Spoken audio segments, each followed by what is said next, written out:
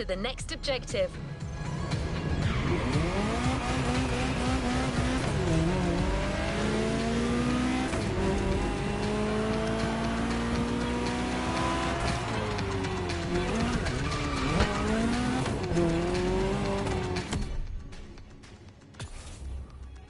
This is a Street Tier 2 car?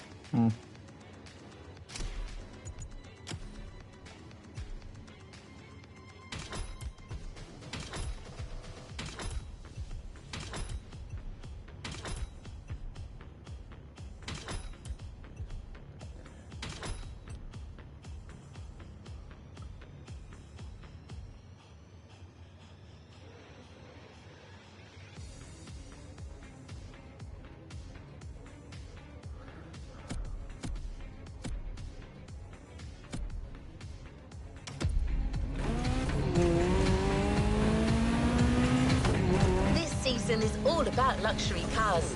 If you've played the Ferrari playlist, you know what I mean. But it doesn't end there. The festival has invited numerous guests and brands to take part over the years. And now, the most prestigious brands are opening their doors to us.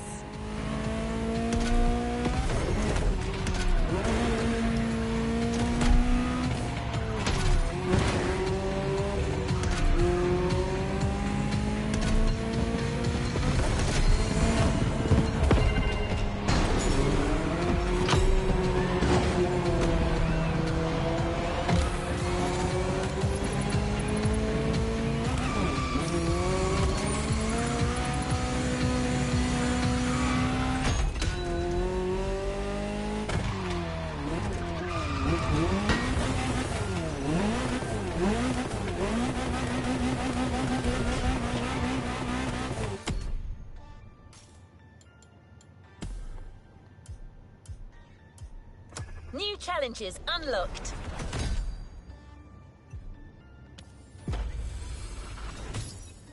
And that's three Ferrari vehicles. And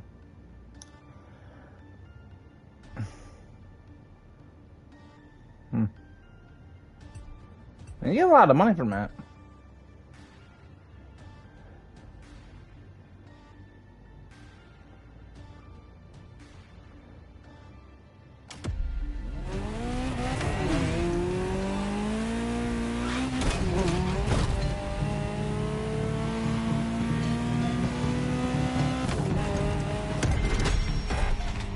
Be kind, rewind. No, abort.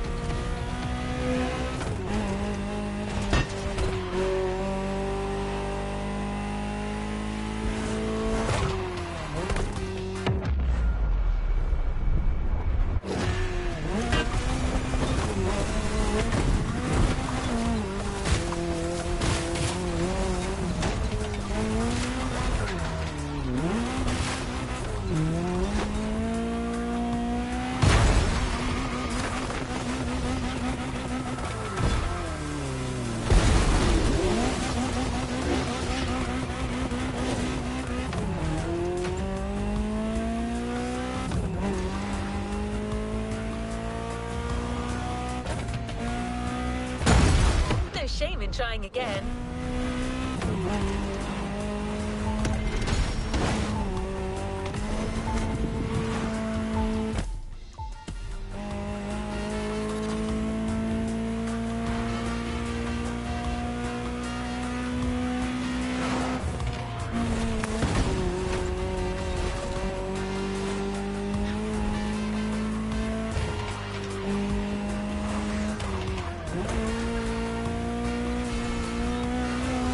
Luxury car authority, the Archivist, has been invited by the greatest European luxury car manufacturers to discuss a common passion for beautiful vehicles and to show us the places where these jewels are formed. A grand tour of Europe that you'll be getting a taste of in this new playlist experience.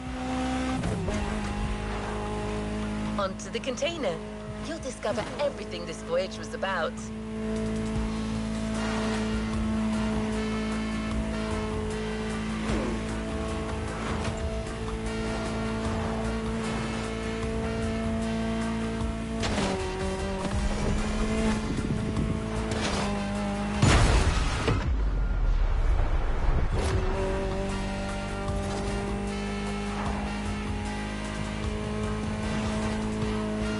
bit later. What? Later on, it's gonna be like 23. Yeah. So you can turn it back to 72. Yeah, I'll put a down around noon then maybe. All right. This weekend, I just heard them say it's gonna be the coldest weekend. Well, I don't know about for us, because that was a national news. That's a fucking lie. Coldest weekend coming up. We've this had year. some below I know, freezing. But they said it's gonna get this worse. They said this weekend's gonna be worse than all of them. It's gonna be. I mean, I was looking so at the far this 10-day year- forecast. I didn't see that low. That's national news. So maybe they was talking about Yeah.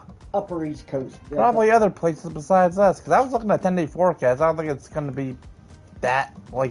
below. Negative is what I mean. Yeah. Tony's Like- up there, the door's opened. Hmm? No one's upstairs, so. Weird. Well, hopefully it's warm and not frozen to death out there. Alright, I gotta get going there. Mm-hmm. I'll see you at work. Fucking ice on the window. Man, I should have come out earlier.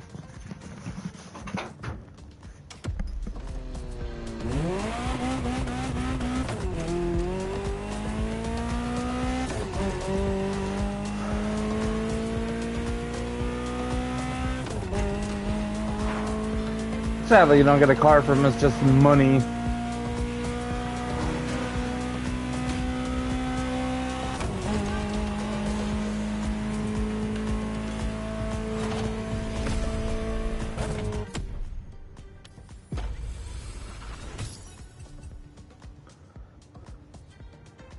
Near misses. Inside museum. Okay. That's easy enough.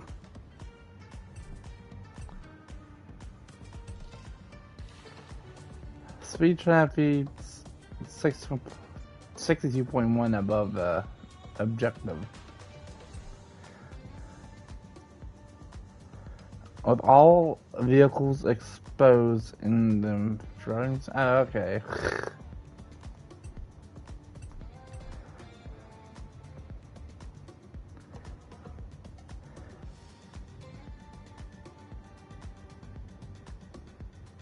From the car meet to Museo Enzo Ferrari in less than 8 minutes. I mean, that's possible.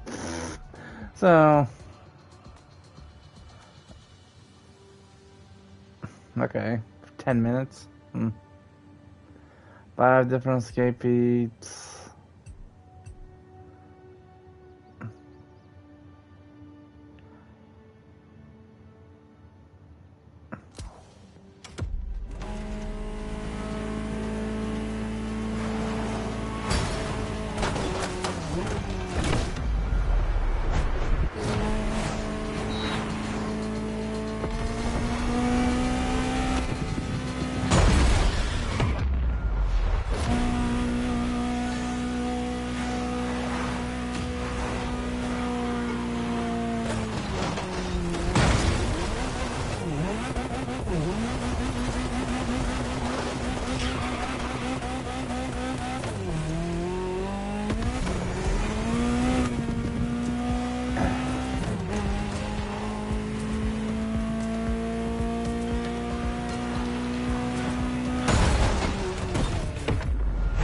Piece of shit cut me off.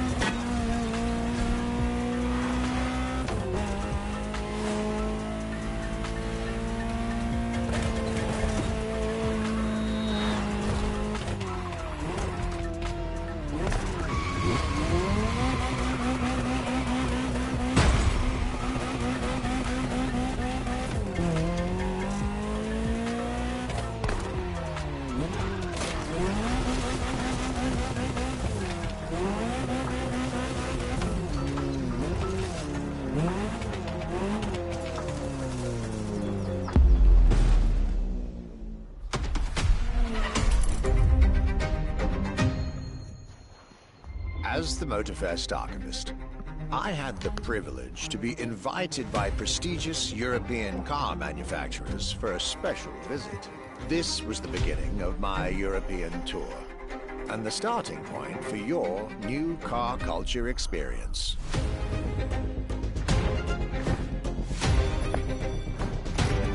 My journey would let me spend time among the finest machines the old continent has produced. French elegance,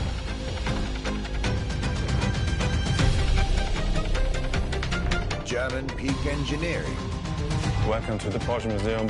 First and foremost, Porsche is something you have to drive. You have to sit in, you have to feel. If you sit in the car, then you directly recognize this is a Porsche. British craftsmanship. Experience the bike that we already love. Character, performance, detail, quality, and style. Triumph, never heard of it. I'll relate my journey for you, and for my archives. These are my luxury chronicles.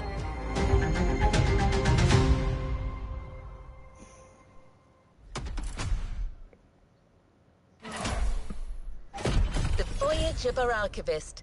13 events, lots of side activities. 13? Jeez! The MOTORFEST has spared no expenses on this luxury experience.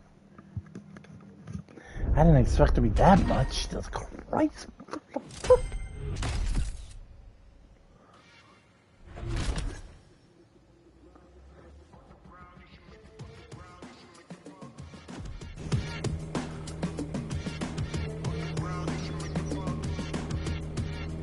Let's move on to another activity.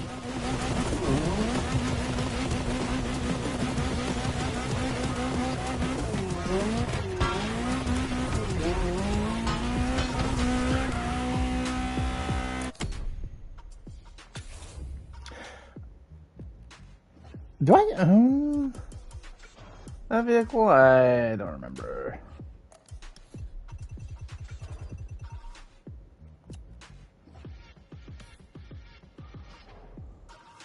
Okay, I do. Good.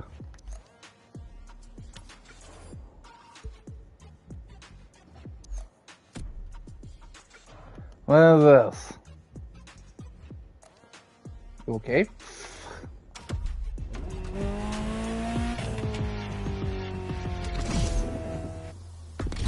The tour starts now. Our archivist has documented the whole thing, so we can share with you here in There's Hawaii a his challenge for luxury riding this for chronicles. 30 minutes. Each car you'll be driving in this playlist is related to our archivist journey. Get to the event tag and discover what our luxury car authority... By the way,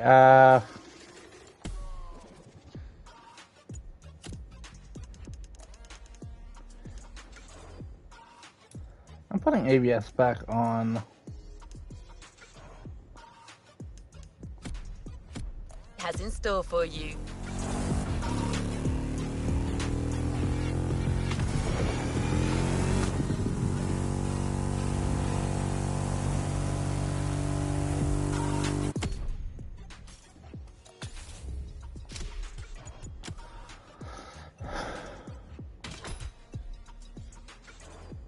You know what? I'm just doing the cheap shit. I'll do blues. Blue or less.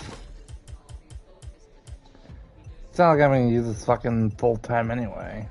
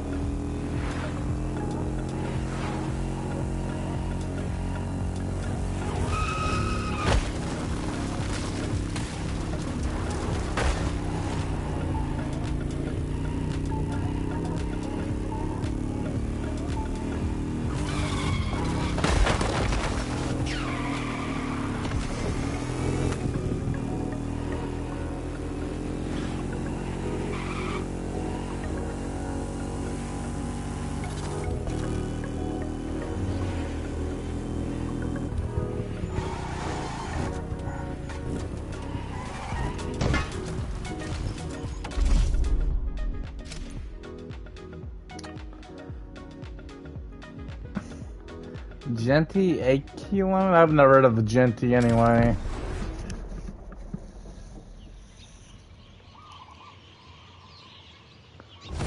France? Never heard of it. My like trip back to that Europe brand. would lead me first to France, with a schedule full of promise. I couldn't wait to meet the people from Bugatti, embodiment of French car luxury, and spend time with some of the most brilliant machines in the country.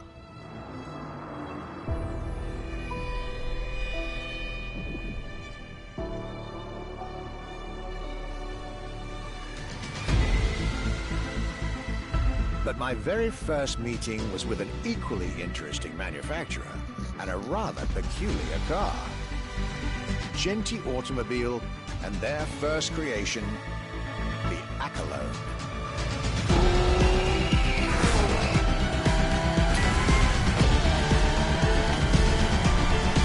My European journey was starting far from the buzzing cities, in the small village of Saint-Yor, in central France.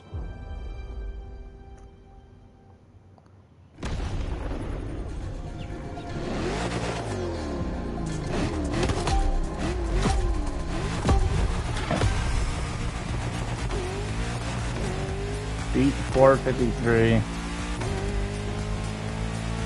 When you get these notes, driver, you'll be driving the roads of Maui in the very cars I'm writing about, to get a proper French luxury feel without leaving Hawaii or the festival.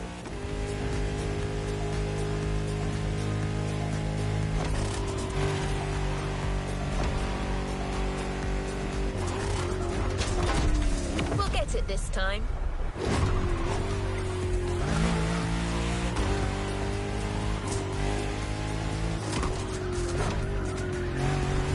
The Aquilon and Genti Automobile was such an interesting starting point for my tour. A newcomer to the French luxury car market, and their very first machine. This was very exciting. Granted, it's not that bad for a car. I actually like it. Never heard of the brand, but I actually like it.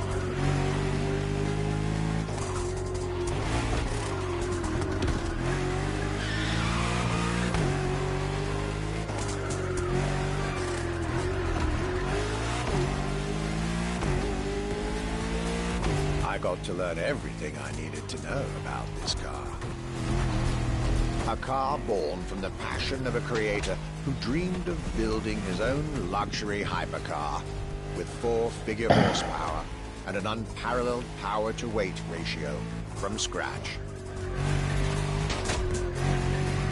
By the time you, driver, get my notes, the result should be in your hands.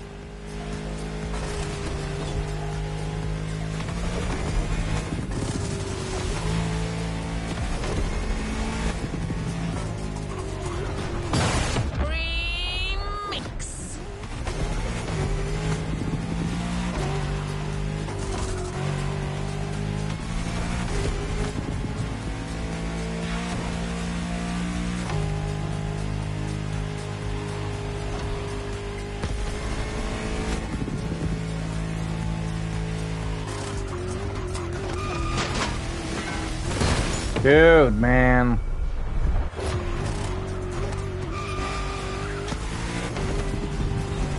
Whoever designed these goddamn courses are assholes, I swear.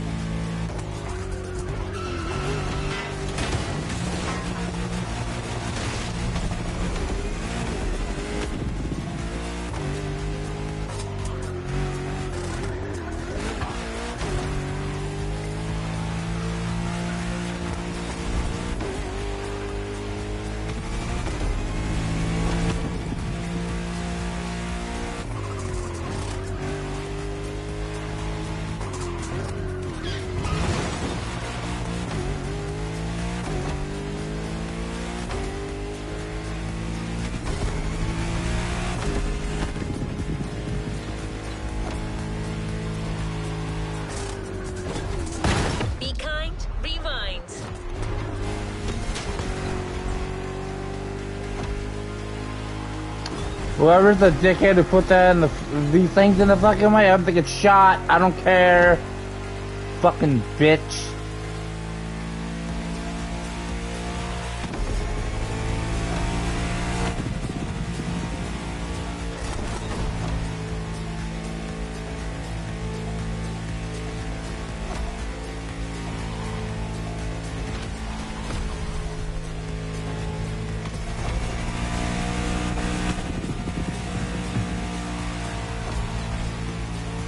It's weird that they give you these challenges now.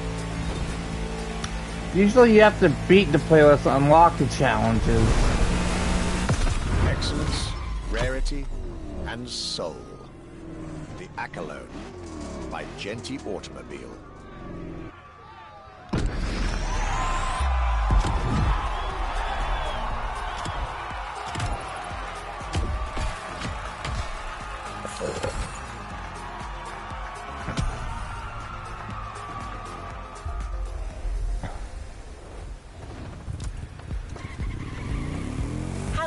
Luxury ride for an introduction.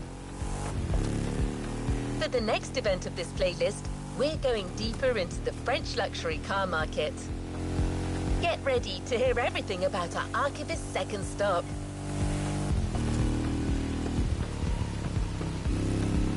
Citroen. Really, can let me just fucking do it, cunt.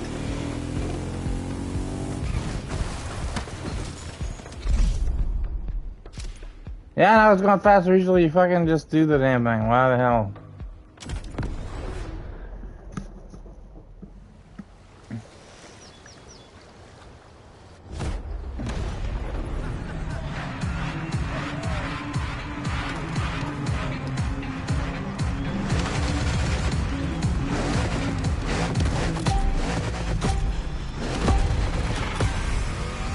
Funny, they have one of each color, red, white, and blue.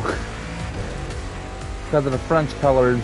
Despite its rare and premium nature, luxury cars can take many forms and come from many places.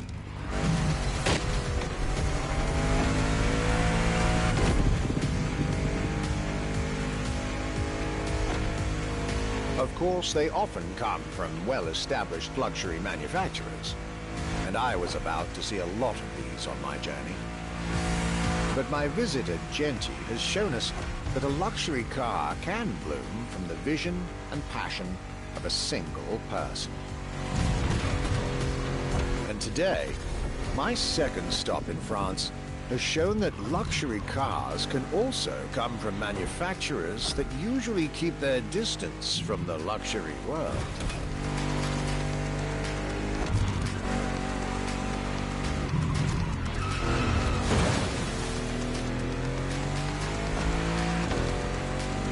This stop was about a French everyday car manufacturer, Citroën, and their famous Citroën GT. The GT is a car which, according to its main engineer in 2008, was meant to be the supercar of 2025, the same year as this European trip. Talk about apropos.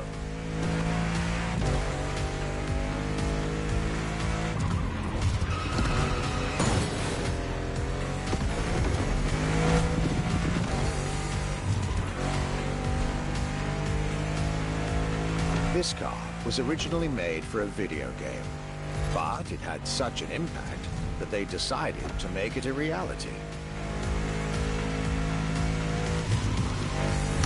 Was originally made for a video game, but had impact. What the fuck is he talking about? Like, this game likes to break the fourth wall. The incredible vehicle would remain a concept car, for the world to admire, and a very privileged few to drive.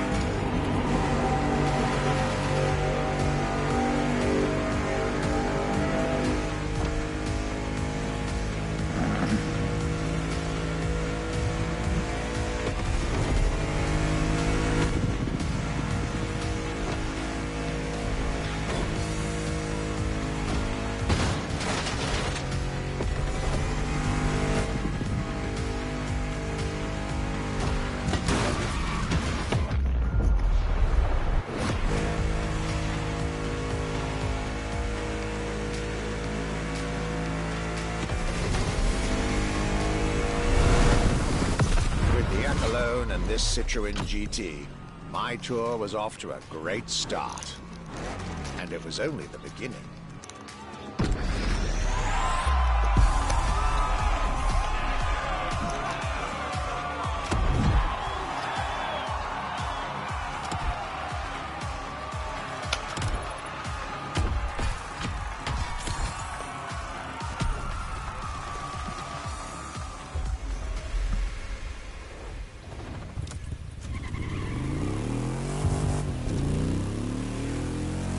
We got a part 1, so there's multiple parts.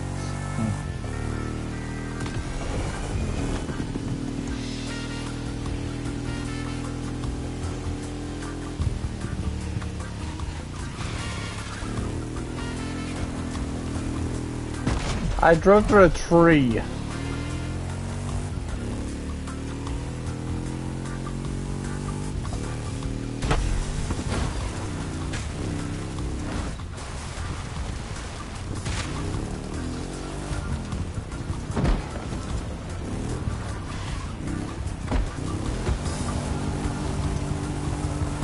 Things are getting serious. You're now about to focus on the most luxurious of French luxury car brands. No need to think twice. You've already guessed it. Our next event, Bugatti, Now and Then.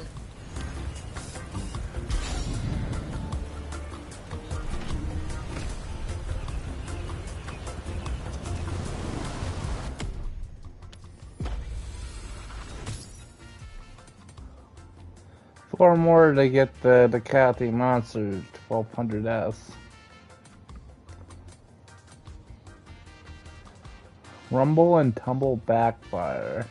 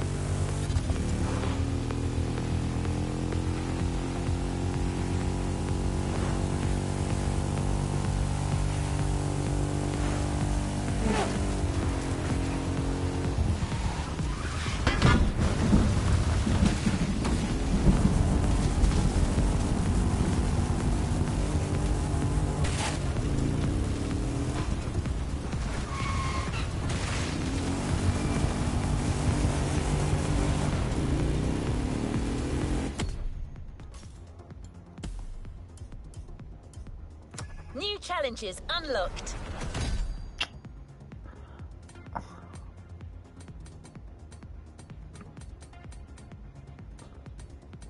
Man, you get money from this shit?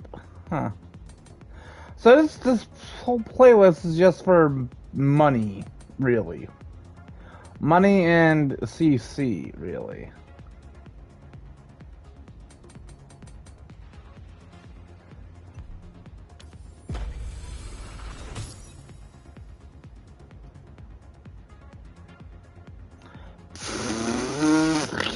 Okay, that was easy enough. I'll have to get by that though eventually. Find the British hotel, find the German and bed and breakfast. I was about to say, I was about to misread that.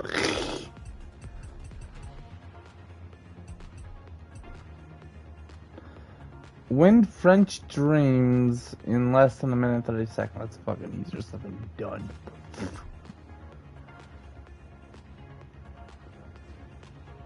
With an alpha jet? I think that just means jets in general.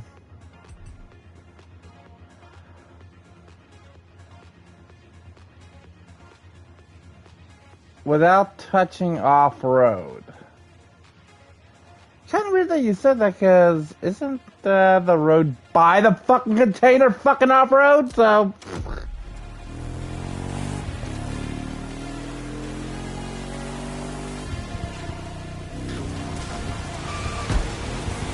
unless there's another way to get to it. Oh yeah, I remember what's the one now.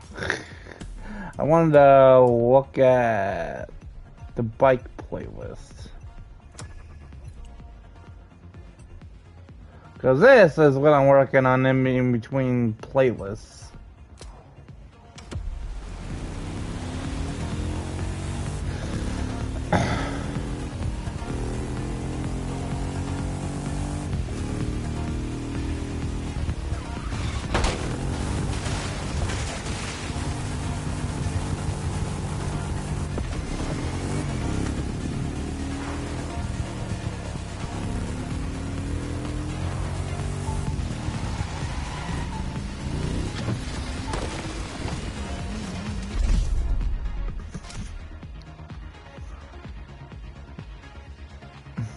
Multi-vehicle?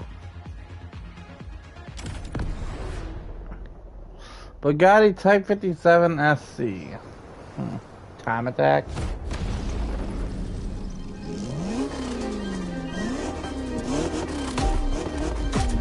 It's also called the Atlantica too. Not just a Type 57. It's actually called the Type 57 Atlantica, At so... last. It was finally time for me to make a stop in Molsheim, home of the French luxury car brand par excellence, Bugatti. There is absolutely no way I could have skipped this more than 110-year-old institution.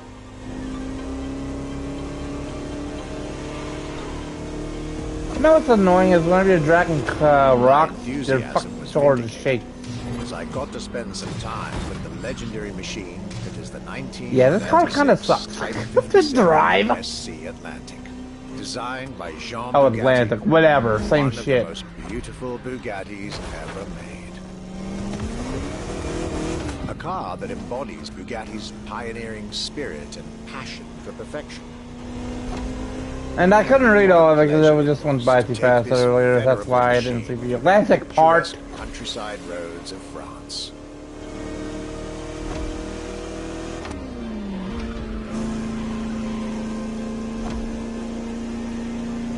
Four units of this car were made at the time, including a single all-black version that John Bugatti kept for himself.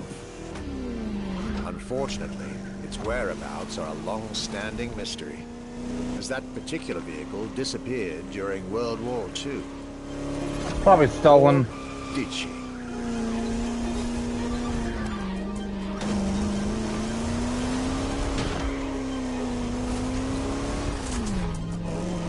This car sucks if you couldn't guess. I have a hard time just staying on the road, I swear.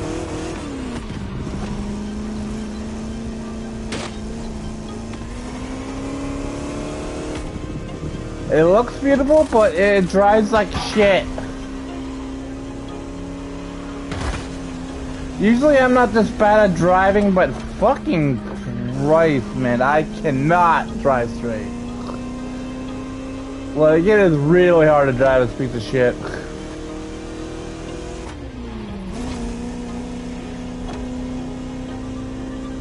To be honest, this special moment with Bugatti was one of the highlights of my European tour, especially when you know which car they're going to bring next.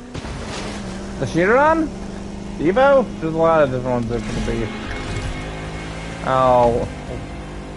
The black car. Voiture Noire. A direct tribute to that all-black Type 57 SC I just mentioned.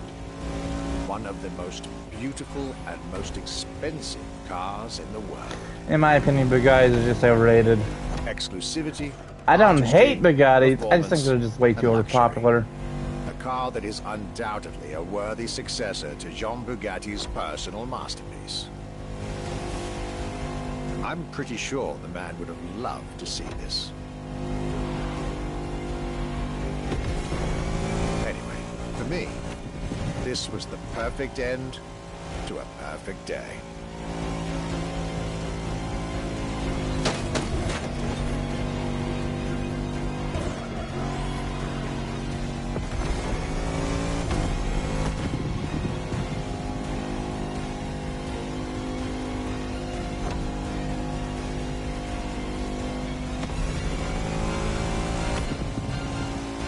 Yeah, I wasn't gonna try to fucking save the fucking actual name of this car because I would butcher it. To you festival goers, I hope you'll enjoy driving these as much as I did admiring them in their native land.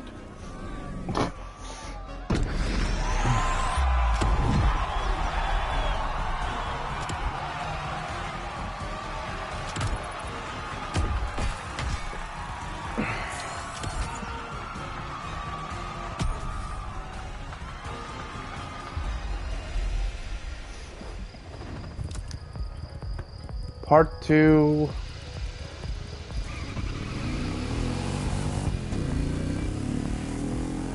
The Luxury Chronicles continue.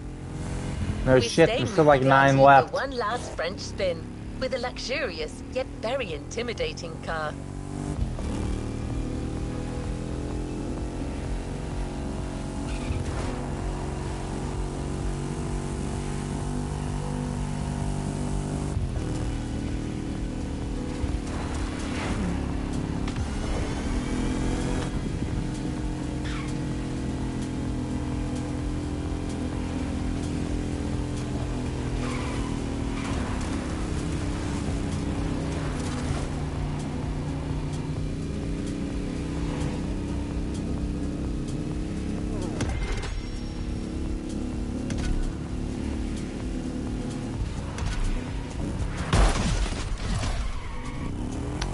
Really, that's so stupid. They really need to ghost AI traffic in these events. I don't care what they say. They really do. Cause you're driving a motorcycle just to instant restart. It's so stupid.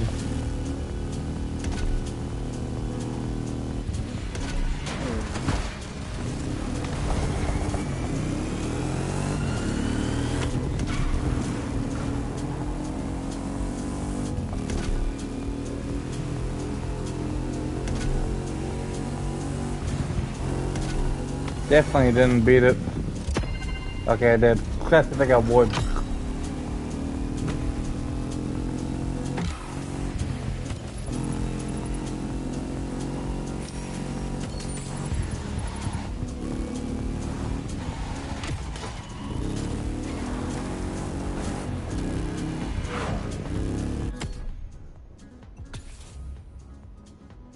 Oh, I do have some points.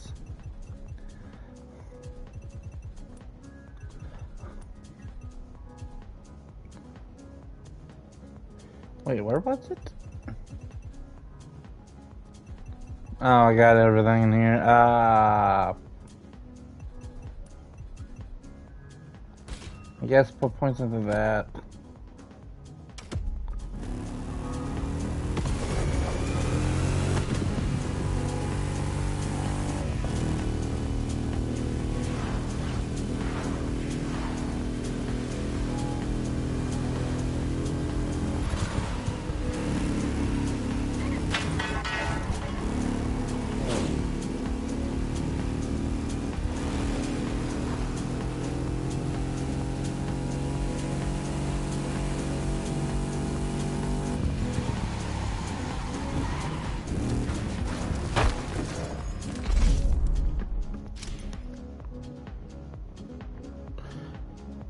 I've never heard of this car. Probably the one Bugatti I've never heard of. The fuck is a Vision GT? I've never heard of that.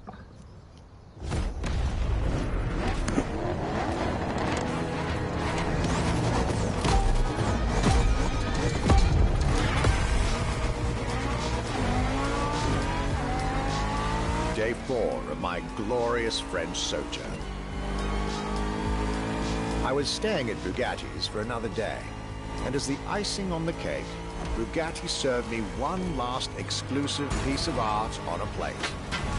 The Bugatti Vision GT. Rewind.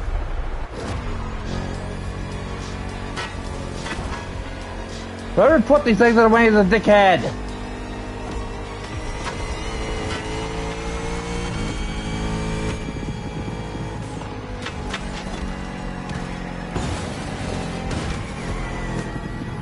Really, you fucking retarded developers.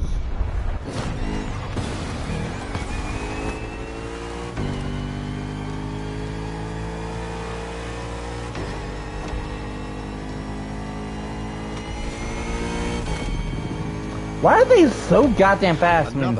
You cannot keep up. How are they fucking this glued onto the fucking roads that they can't fucking... It's so stupid. I can't even get in the top 3, man. Jeez. You're currently driving this car. You fuckers. Be cautious. This car may be a jewel. Dude. Awakened, Of all the fucking times you don't have a fucking wall, it's now. Can you fucks move? Jeez. I swear, these developers are fucking retarded, man. I swear. Oh, let's not have a wall where we should have a wall, you fucking cunt.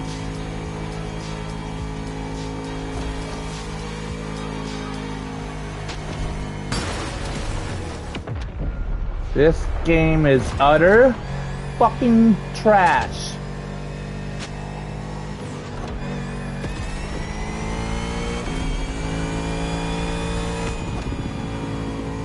Why is this shit lapped? Oh my god, man, why?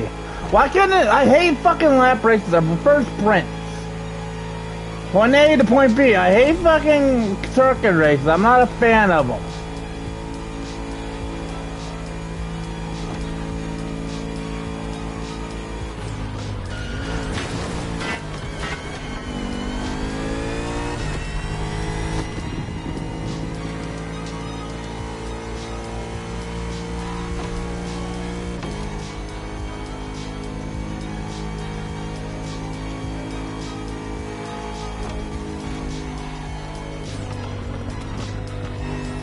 GT means garbage, trash. And with this car.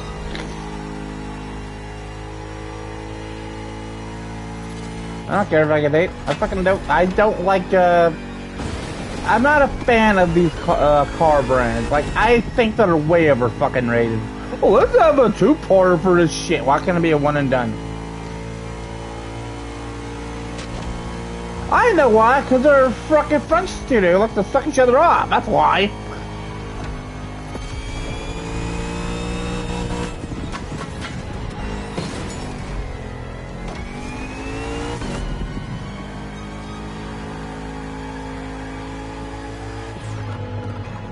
I'm gonna get probably hate for that, but I don't fucking care. I just like fucking Bugatti. I don't care.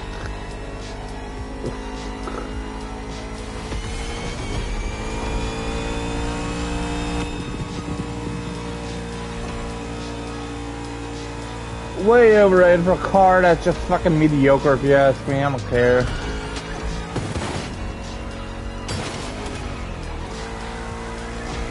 I'm glad it's almost over.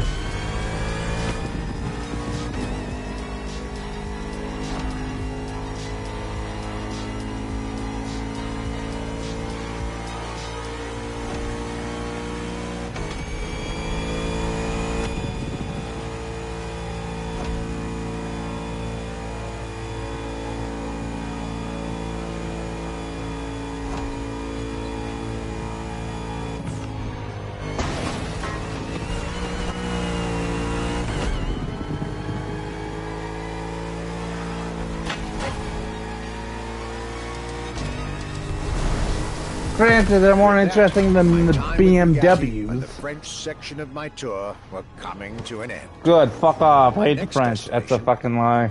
Germany.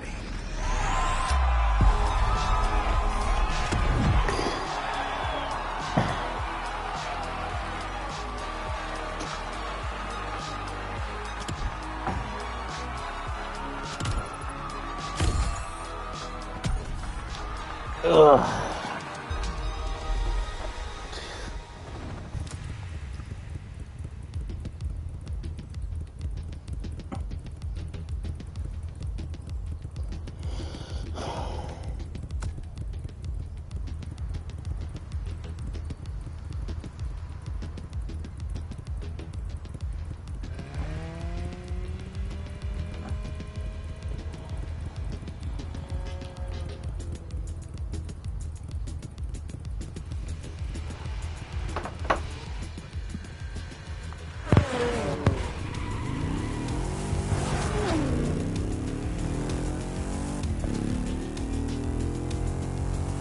A dive into French car haute couture.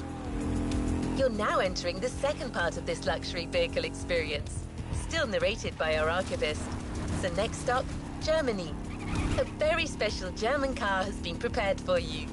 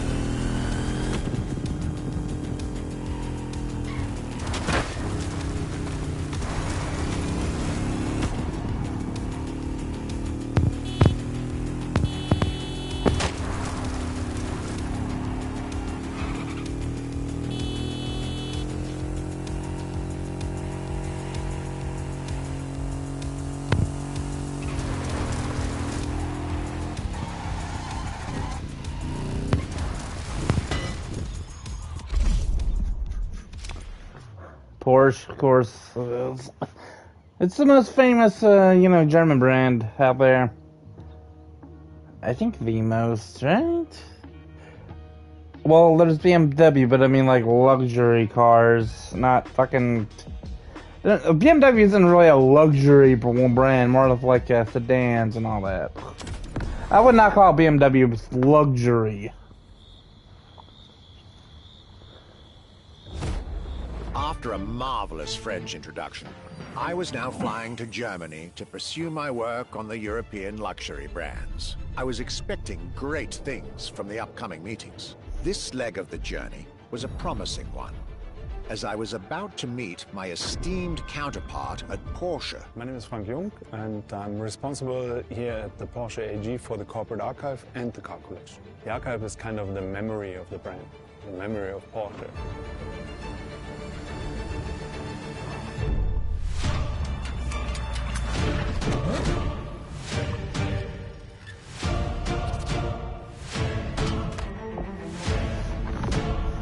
In between the 80 cars we're showing here, the car GT is one of the top stars. Top sports car of its time, a high-performance machine. And it's mainly made by hand. My luxury chronicles were really shaping up, with one incredible encounter after another. And now, I was about to see Porsche as never before, with a special focus on the Porsche Carrera GT. I prefer the original 911s and all that stuff.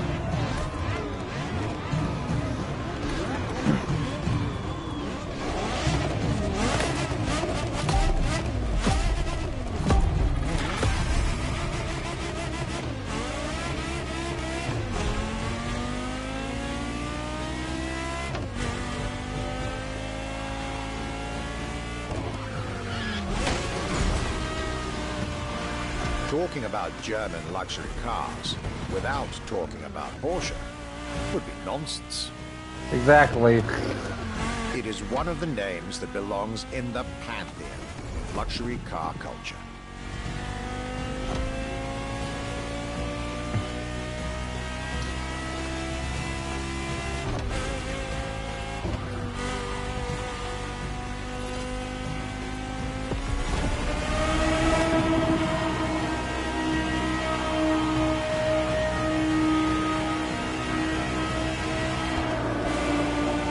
Guided by my fellow archivist from Stuttgart, I was being honored with an insider tour of their museum, from which I was getting priceless notes and pictures for my archives, and for MOTORFEST. Among all the jewels that surrounded us, the Carrera GT took a special place in our day.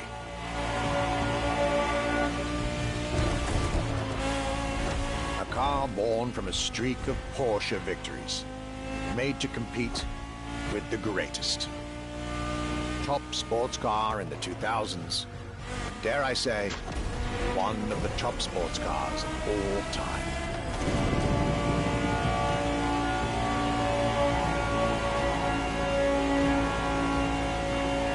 Plus the 911 just sounds a lot better if you ask me.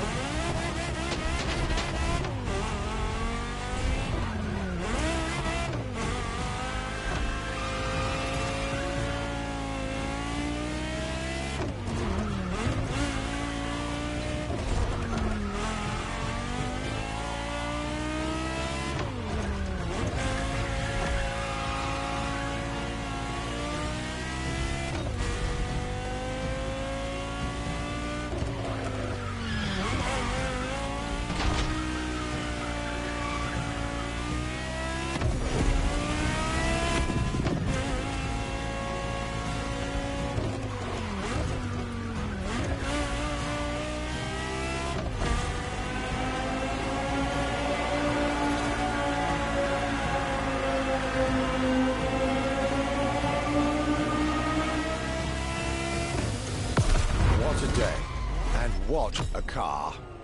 I couldn't have dreamed of a better way to start my trip in Germany.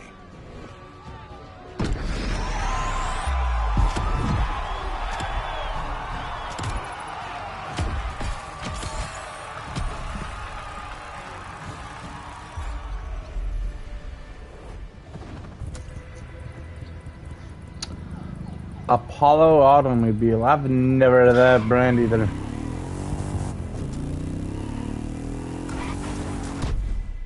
Ow. I wasn't trying to hit the wall. Just the Hardys are shit, if you ask me for turning.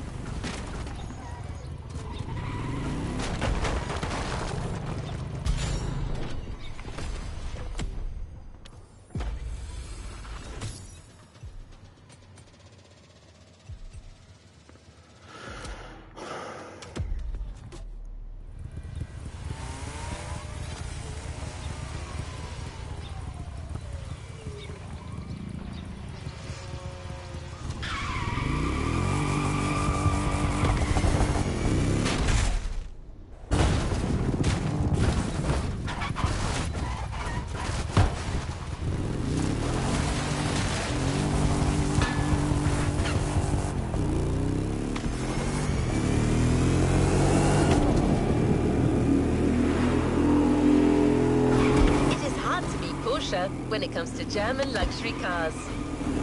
Well, don't worry. Our archivist and the MOTORFEST organizers have got you covered. You'll see.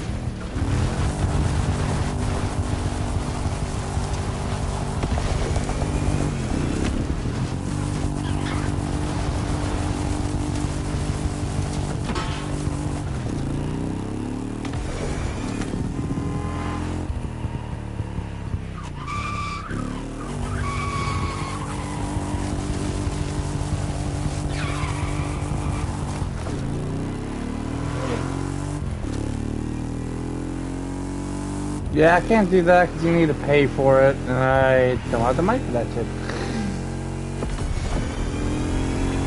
It's like $10 or you buy the season pass. I'm like, fuck that.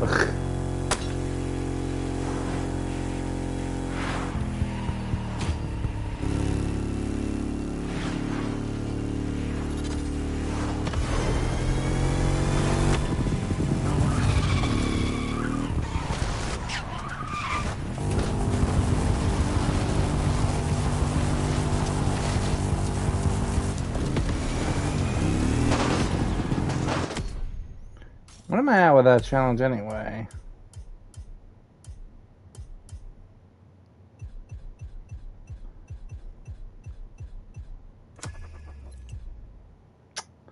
Halfway done at least.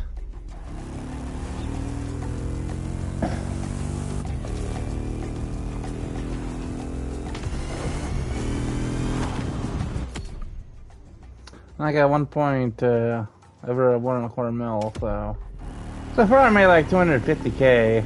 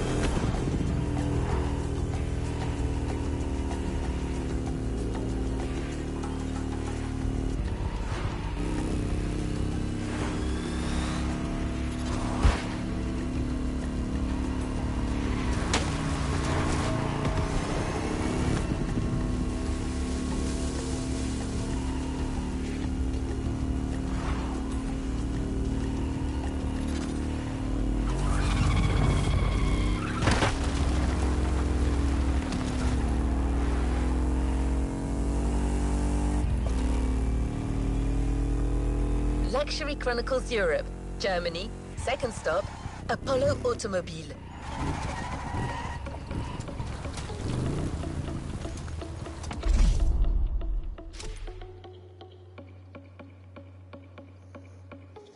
Project Evo, I've delivered a vehicle.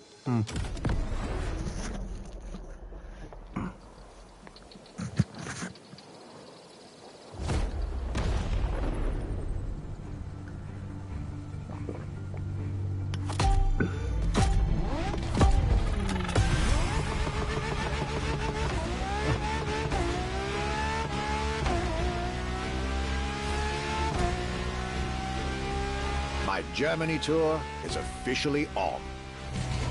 After an incredible first stop in Stuttgart, I had the distinct pleasure of spending a day with Apollo Automobile and an absolute marvel of a car, the Apollo Project Evo. This car, which is still under development as I write these lines, is definitely one of the boldest and most aggressive-looking cars I've seen in my long career. The active aerodynamics, the fins, that rear spoiler, and X-Light signature. Everything in this car's design screams, you're getting eaten alive.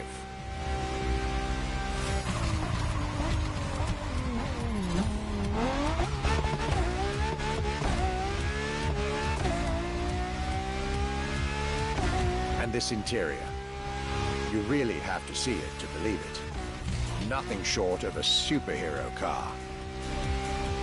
Yeah, I would look at the interior, but I'm trying not to crash.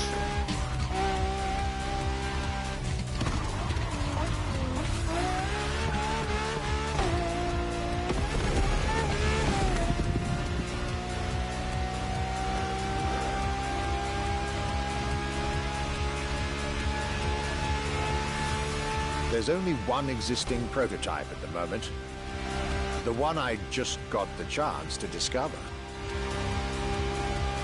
Note self. I really must convince Apollo to lend this car to MOTORFEST for our upcoming luxury cars playlist.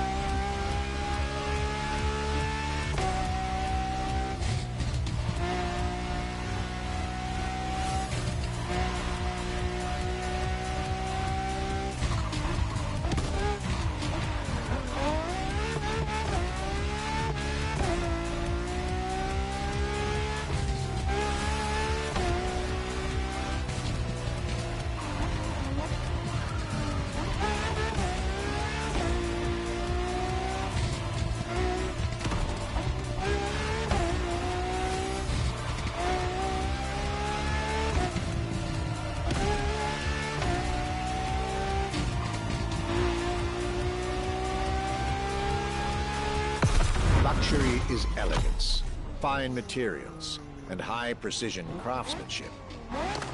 But it is also the freedom to embrace a hardline approach and go all the way.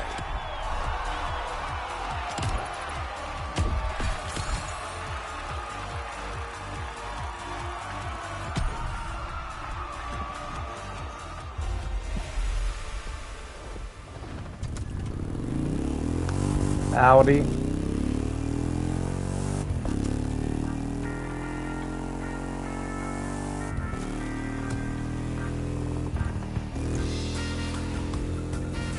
After Porsche and Apollo, our archivist was only halfway through his European journey.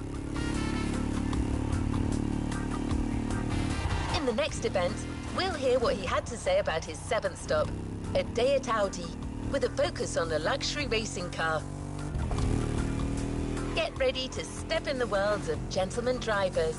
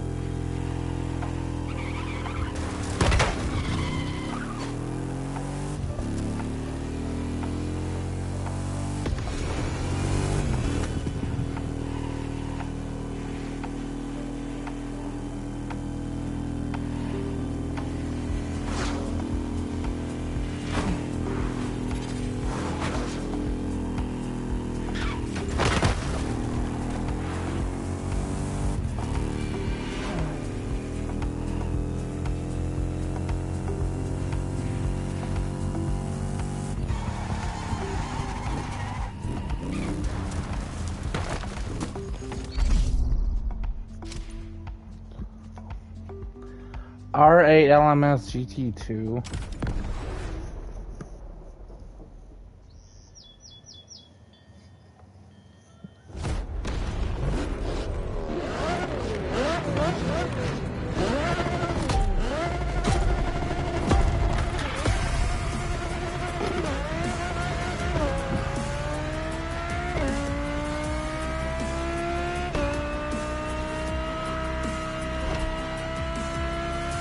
My trip was getting me to dig even deeper into German car culture.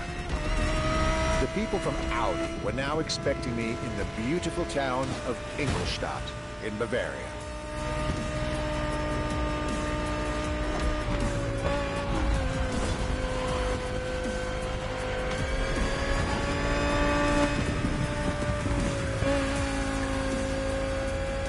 The car that they had prepared for me, and the one you, driver, should be driving when you get these notes, was a great surprise and a great addition to our luxury vehicle experience. The 2020 Audi R8 LMS GT2.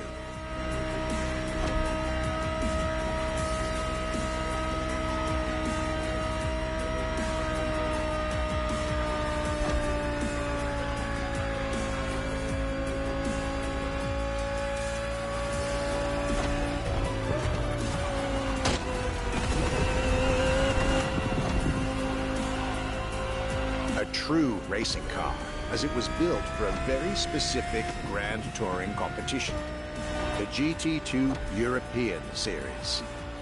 Yet also a true luxury car, as the GT2 event is in fact a particular championship designed for amateur pay drivers, a racing category for what we call the gentleman drivers. A category in which this Audi R8 is queen.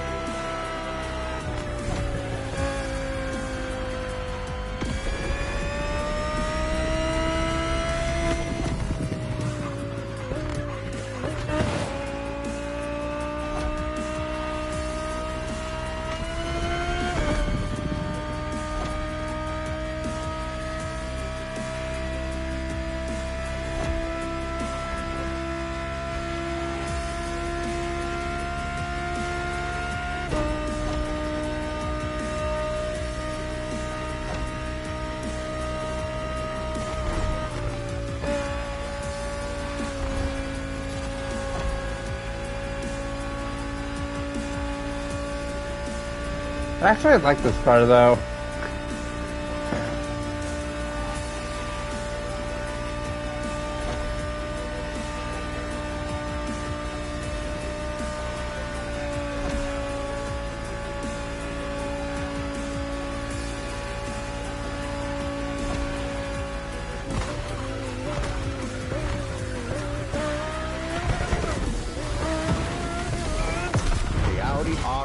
LMS GT2, a car that was first introduced at Goodwood's Festival of Speed. One might wonder why.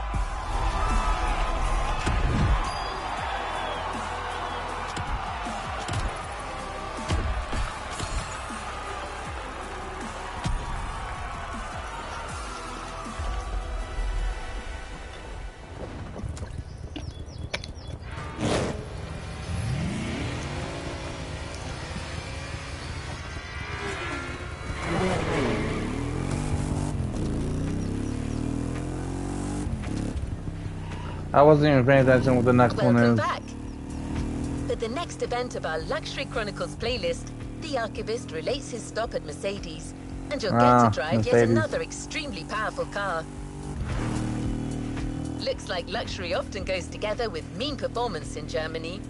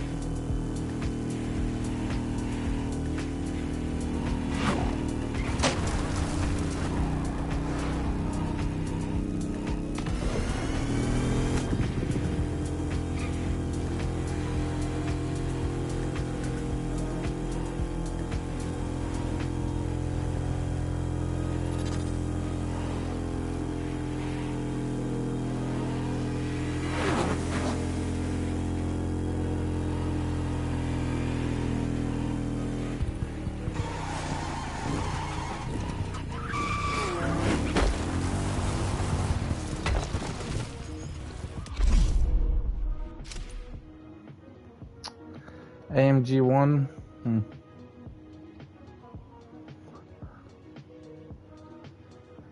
Okay, it's a beat the time thing. Was this the last German cars or one more?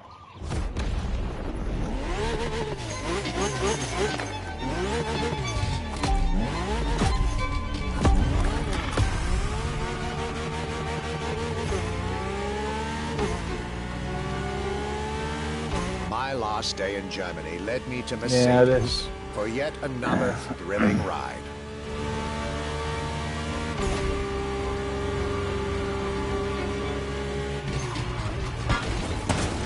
Rewind.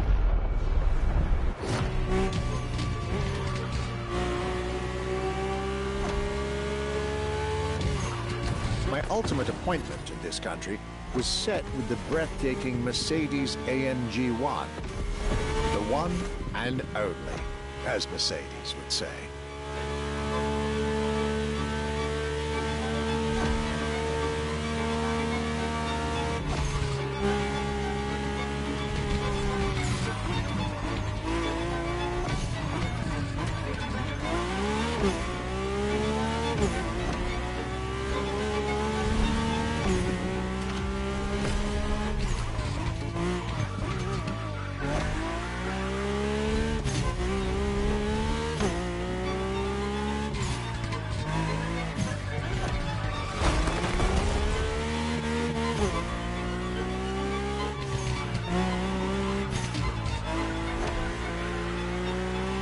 Like all the German machines I had the pleasure to admire over the course of my trip, the Mercedes AMG 1 was indubitably on the powerful side.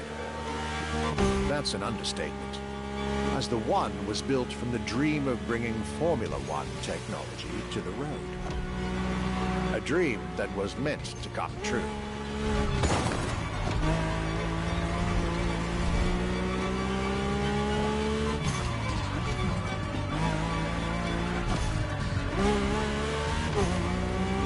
Yeah, I think Ferrari beat you to that.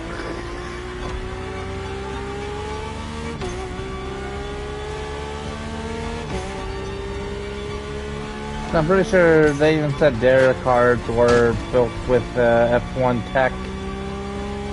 Some of them anyway.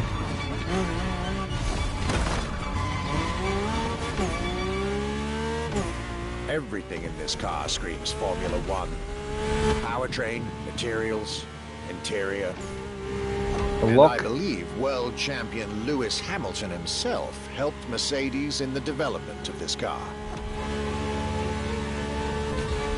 To the driver who'll get behind the wheel of this machine in the festival, you're probably not ready.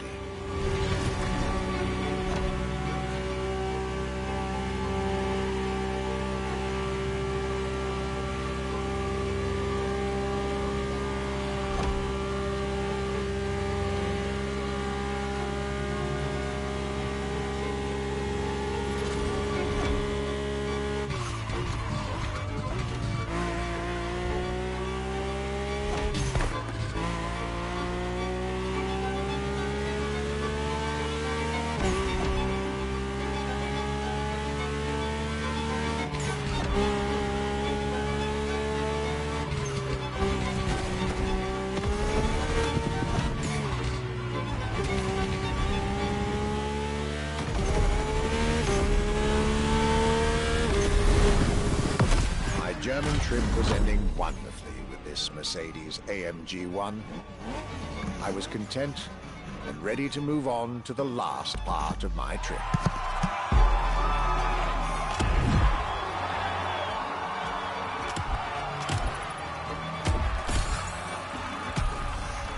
What is the next part,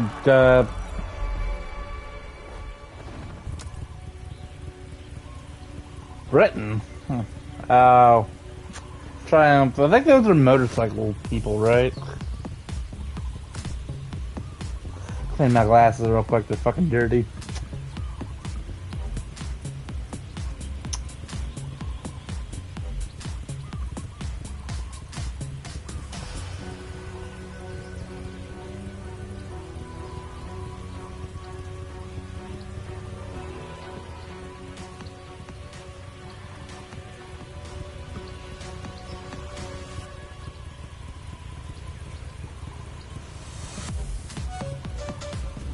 Yep, that's better. The tour continues. After France and Germany, we'll now be focusing on British vehicles. In his notes, the archivist is telling us everything about his great first stop, a day at Triumph.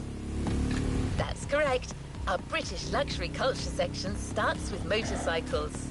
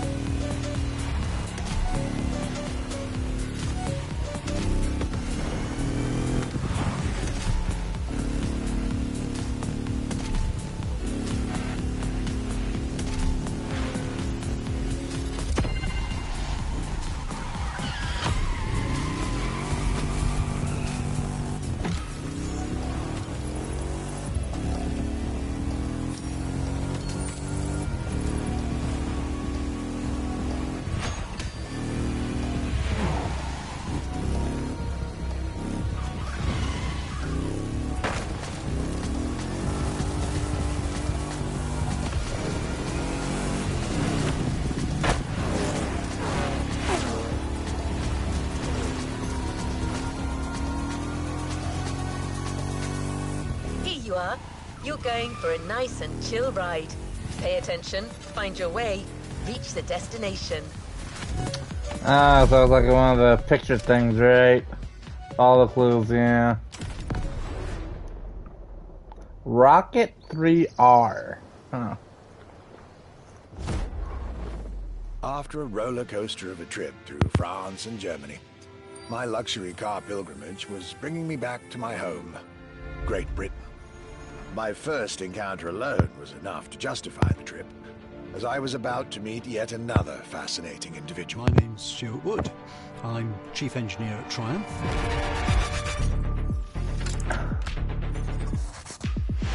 We're in the Triumph Factory Visitor Experience here in Hinckley. It's a great display of motorbikes. If I had to pick just one bike, it's going to have to be the Rocket 3. It's got high performance, very high capability, high specification, really stunning looks. It really is phenomenal. A delightful meeting that would be followed by other great surprises from my homeland. My European journey was slowly coming to an end, yet I still had so much to see to complete my luxury chronicles. Starting with a keenly anticipated stop in Hinckley. We pay a lot of attention to the detail and how well the bike works.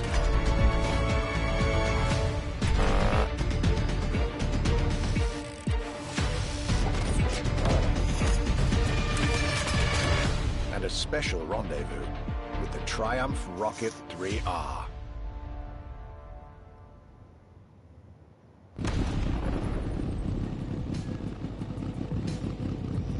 This thing looks weird.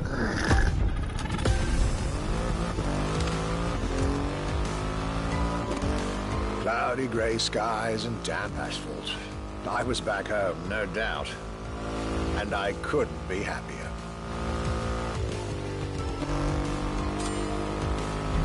I had a whole day with Triumph ahead of me, surrounded by passionate people to guide me through their motorcycle universe.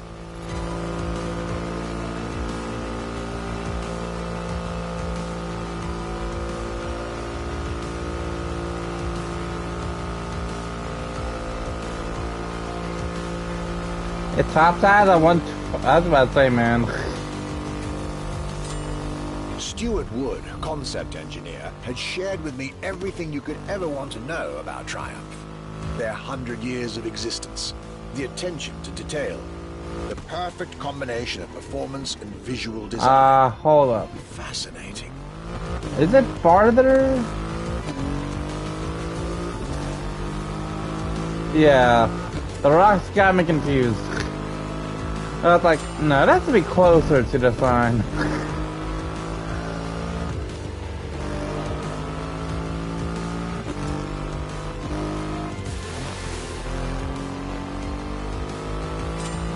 And this Rocket 3. Big and powerful, with a remarkable 2.5-liter engine, but still easy to ride.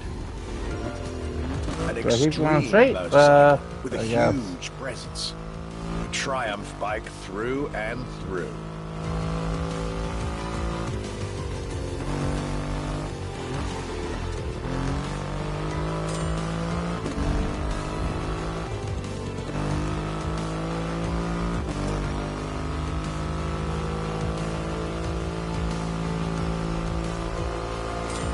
British craftsmanship and style, the passion of a whole biker community.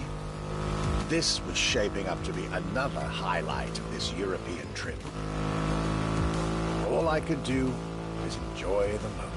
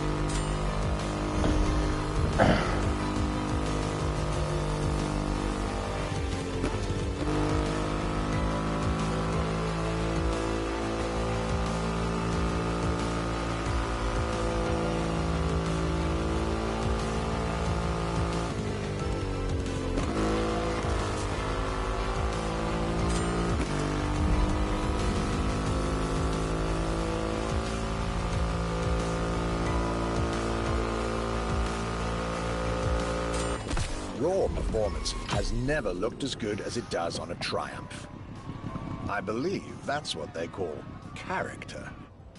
I don't know, Triumph motorcycles kind of look weird, at least the 3R.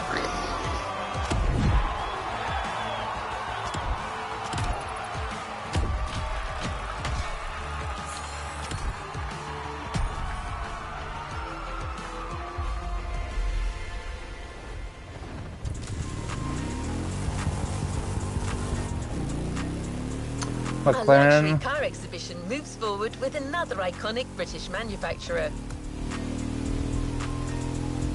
The car we'll be focusing on in this event is again special in many ways. Get to the event tag and you'll see. Which McLaren, there's still though? plenty in store to surprise you. So I'm not familiar with a lot of McLaren names. I know like a few. The only one I really can think of off the top of my head is the P1.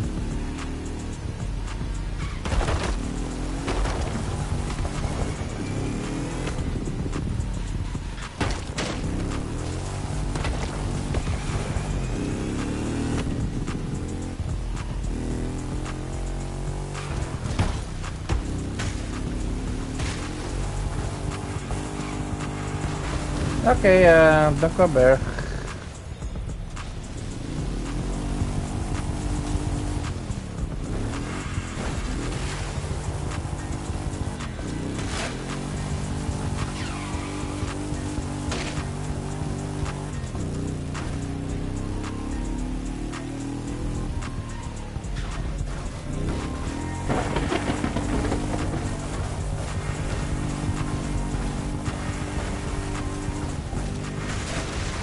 Yeah, I don't think it's gonna happen. We'll get it this time.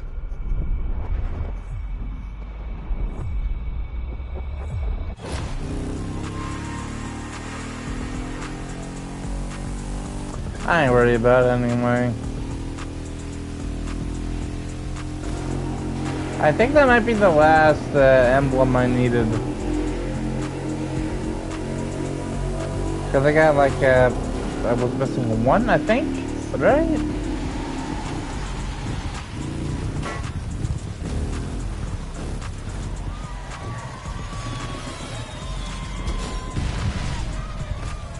Yep. New challenges unlocked.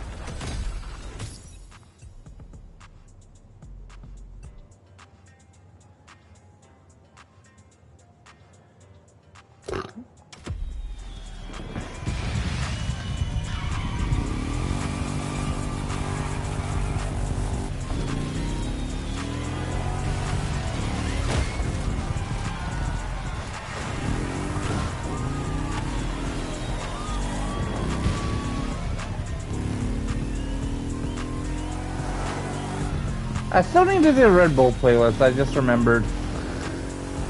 That one might be at least fun.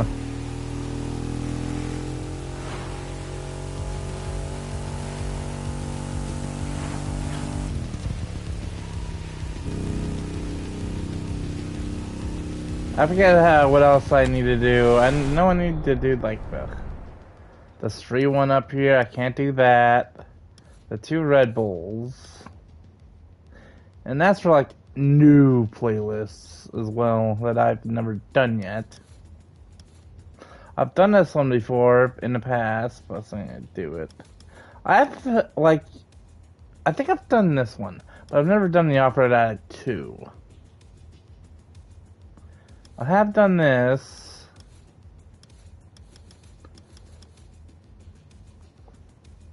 Have I done this one? I don't remember. Looks like you get the NSX from that too.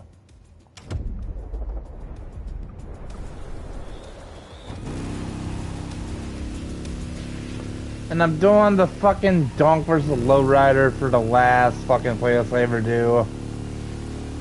Cause it just interests me the least, and I rage quit last time I did that shit, so I'll do that last.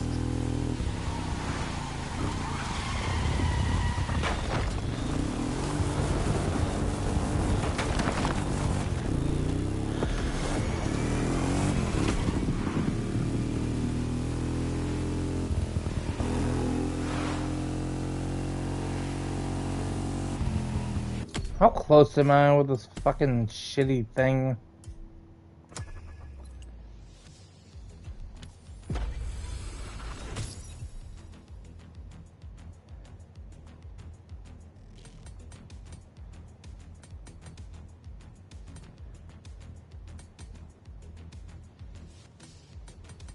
So you can get like 12k CC from this, and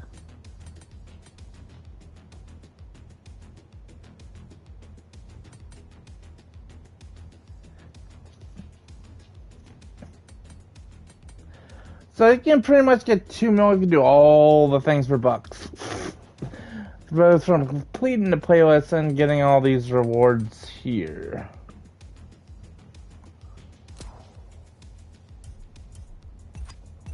Oops.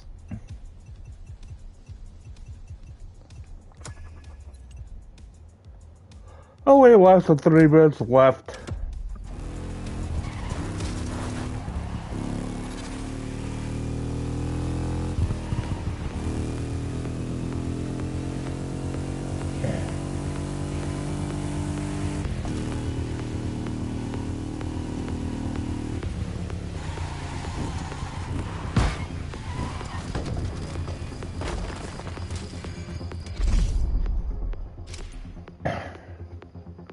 Elba.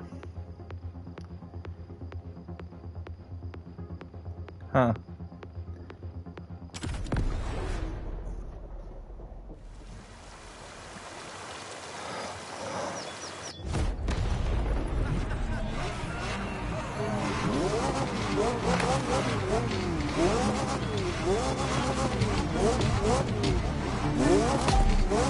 Well, it's like one of her persons, so one by me. Hey, that's a Senna.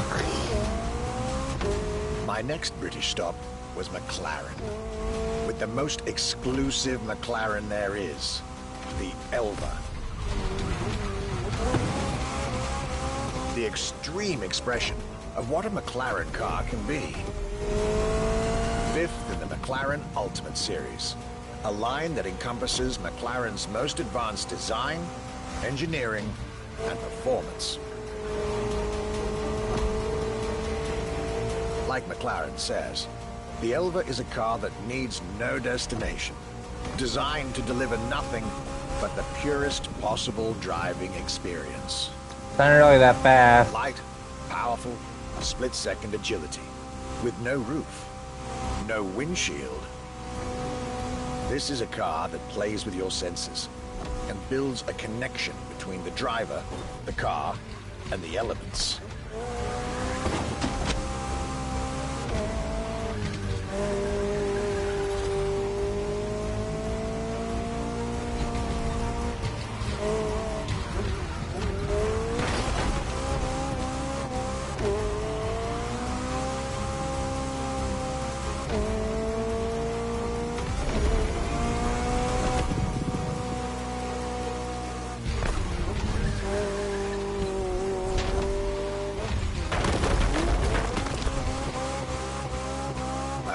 Directly in line with the experimental legacy of the founder of the brand himself, Bruce McLaren.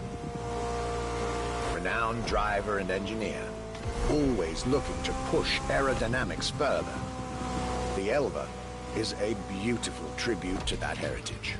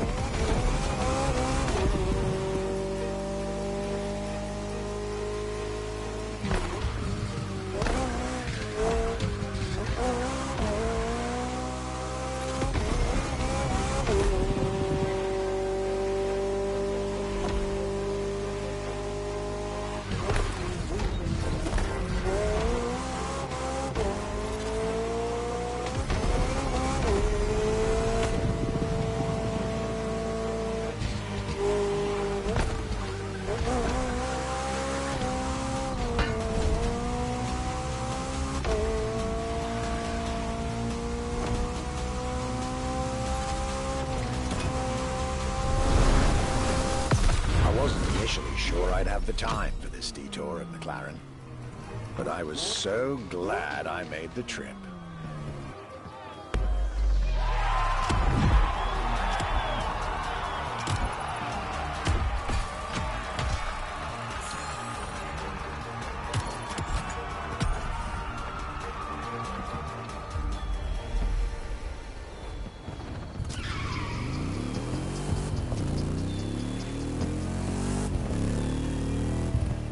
Jaguar.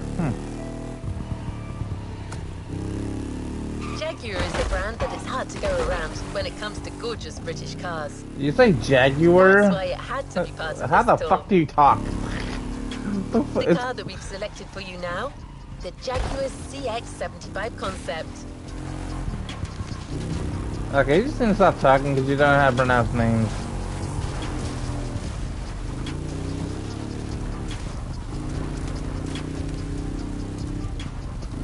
Do people actually call it Jaguar? I call it a Jaguar. Like, I don't care.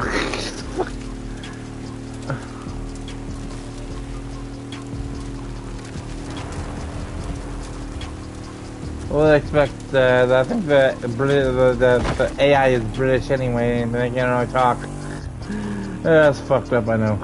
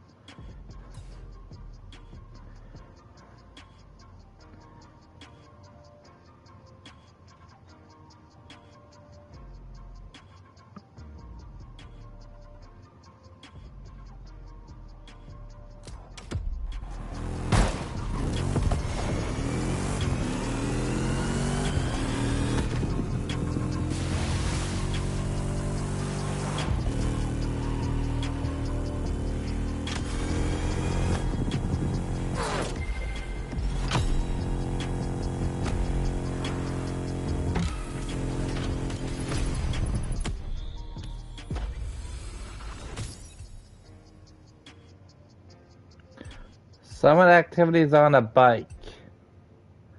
Drive 31 miles on the assaults. And events on the bike.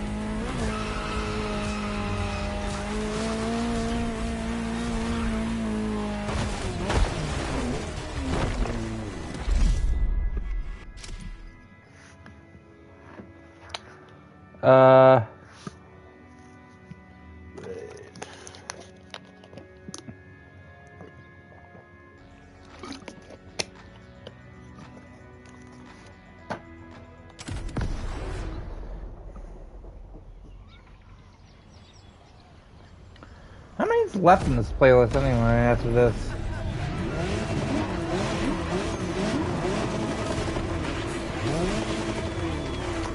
I think 2 more?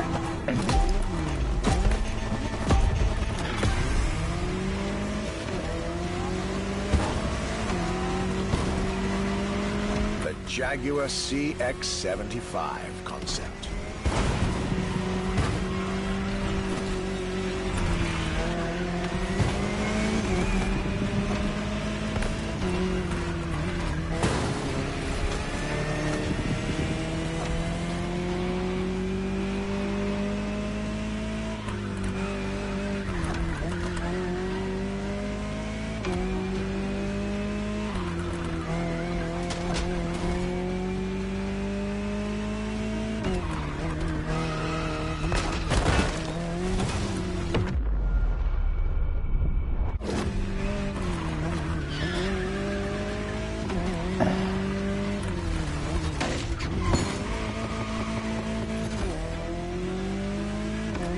C stands for concept, X for experimental, and 75 as a tribute to Jaguar's 75th anniversary. A breathtaking hypercar that unfortunately couldn't be mass-produced.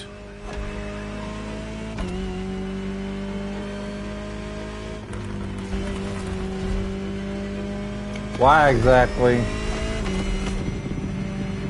No supply and demand or something like that?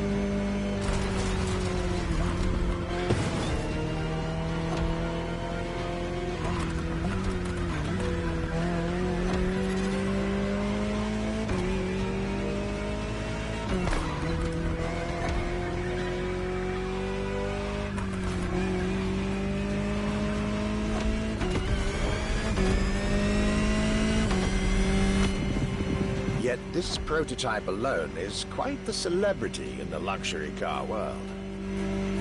An elegant and avant-garde design so popular when it came out that she received the Louis Vuitton prize at the Paris Mondial de l'Automobile in 2010.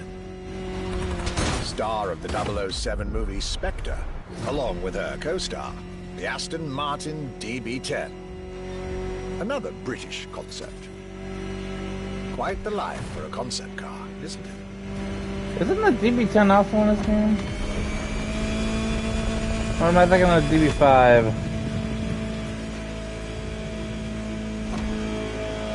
I need to look at Aston Martin vehicles, I don't even remember.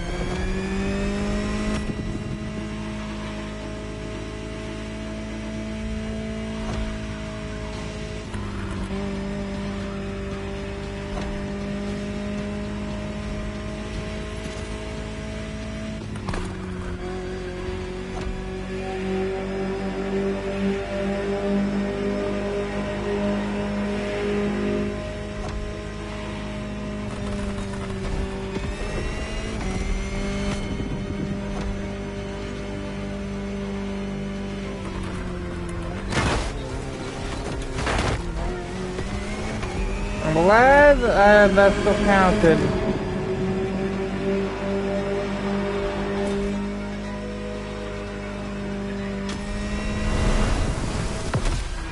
Movie star, news, prestigious prize winner. And this is only scratching the surface of what this car could have been.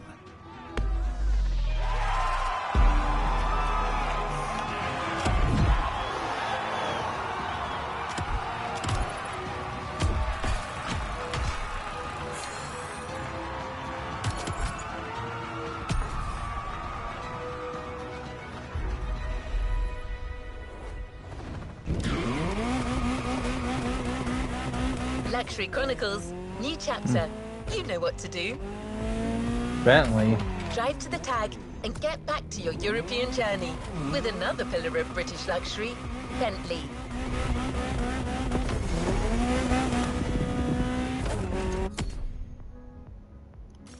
Out of curiosity, how many's left? Okay, one more after this. I thought so.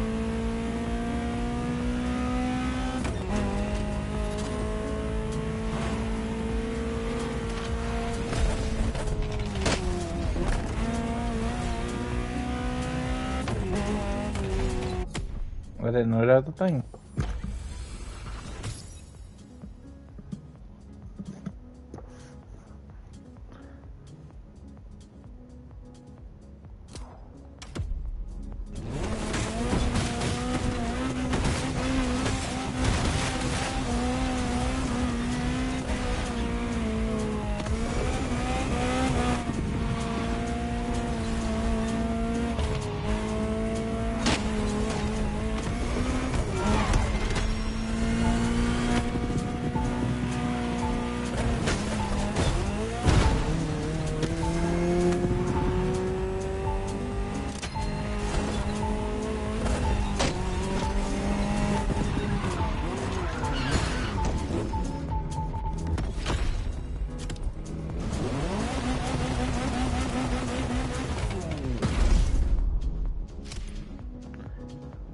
Outrun the clock.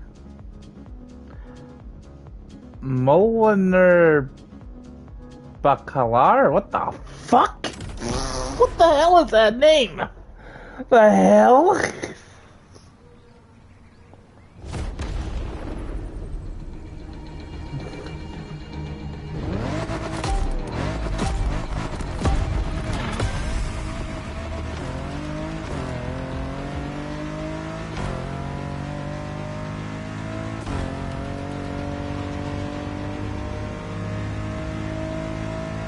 Bentley.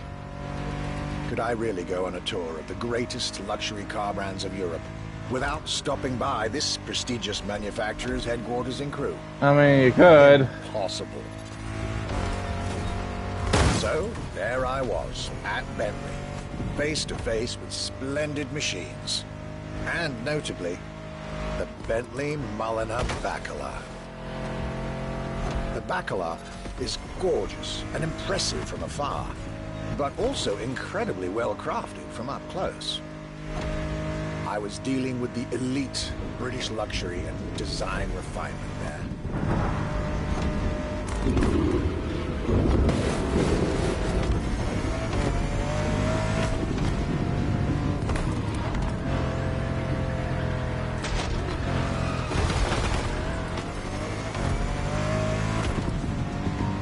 Extremely exclusive. Only 12 units have been made. Produced by Mulliner, the oldest coach builder in the world, and a serious token of quality. But, needless to say, such prestige comes with a significant price tag. Well, if there's only like 12 made, yeah, that's like very expensive.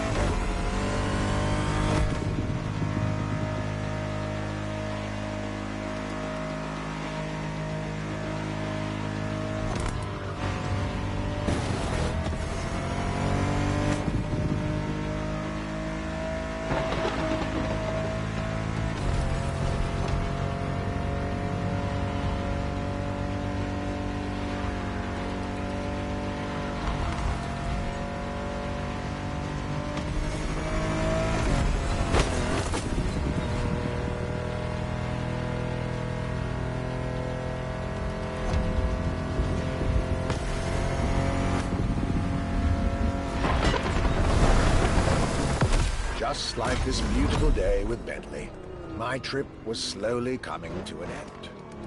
My next stop will be the last of this Luxury Chronicles journey.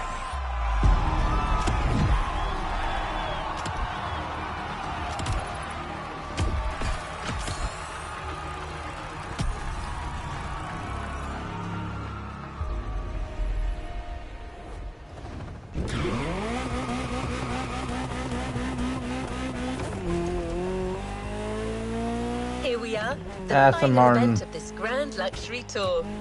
And we can't talk about fucking British vehicles without saying Aston Martin.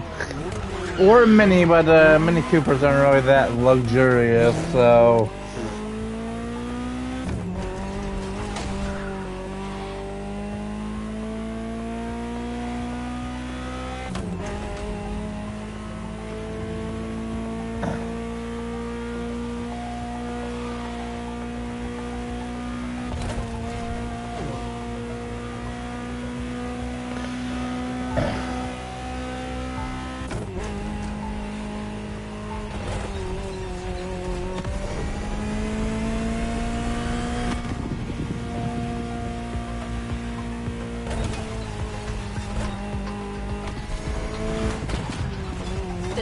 brand we're going to talk about may be the most famous of them all.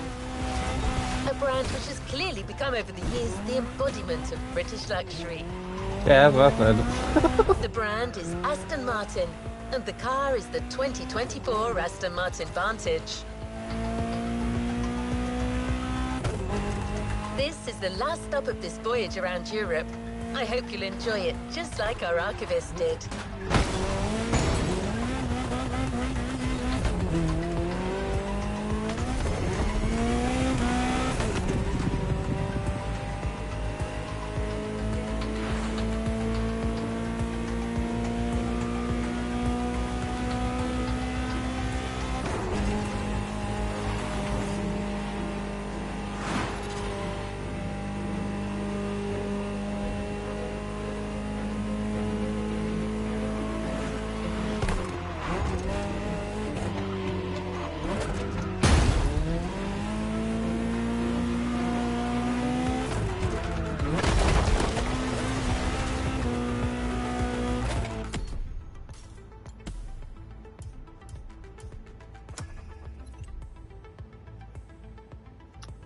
A British vehicle, and okay.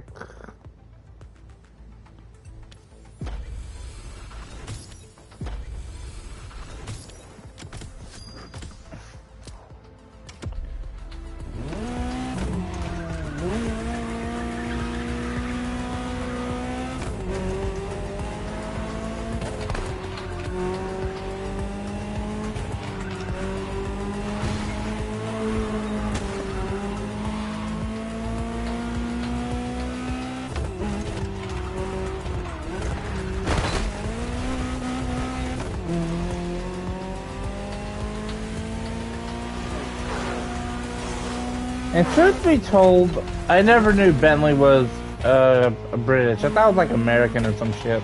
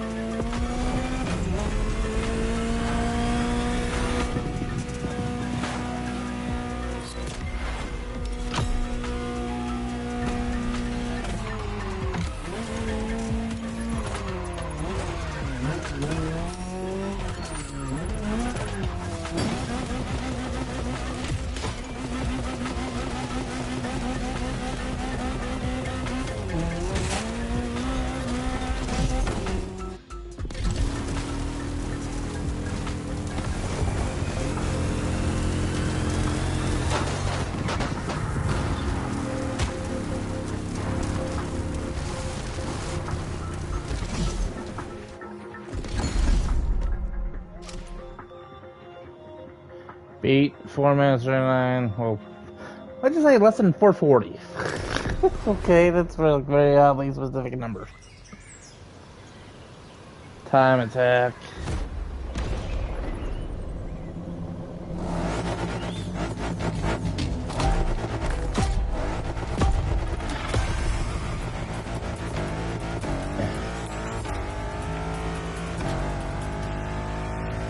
Today was the ultimate day of my European luxury tour.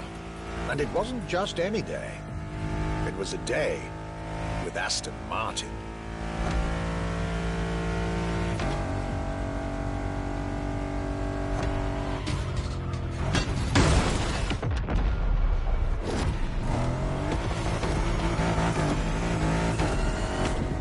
I had decided from the very beginning to save Aston Martin for last. For this brand is quite unique when it comes to famous British cars. Dude, can you, like, stop having a fucking fake wall? Jeez! Retard!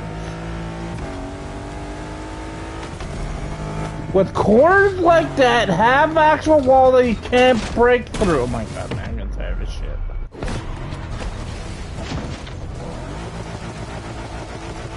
Whoever designed this track needs to be fired.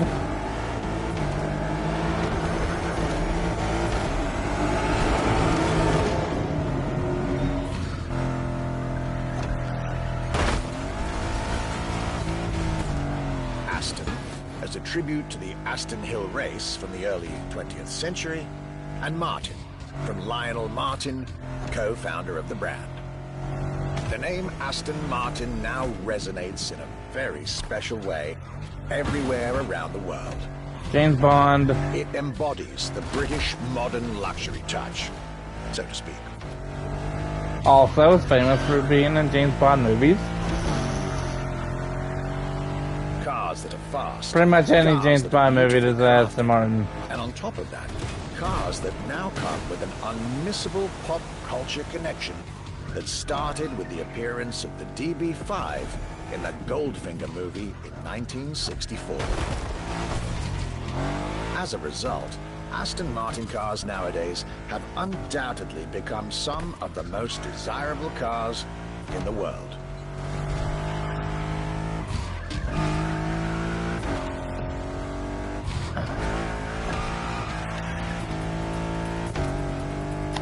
Man, they might beat the fucking time. If not, I'm just gonna retry it. My definitive treat during this day was being able to see the new Aston Martin Vantage. Freshly released, this brilliant vehicle is yet further proof that British luxury is still very much relevant, with a bright future ahead of it.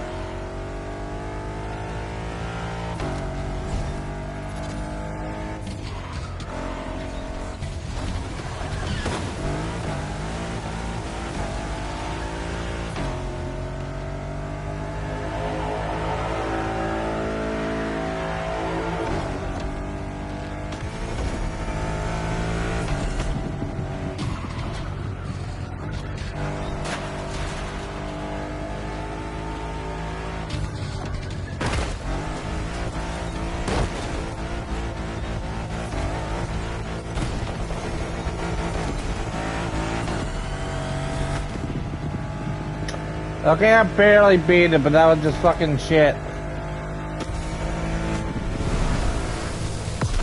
I beat it by 10 seconds, by the way. It was awful.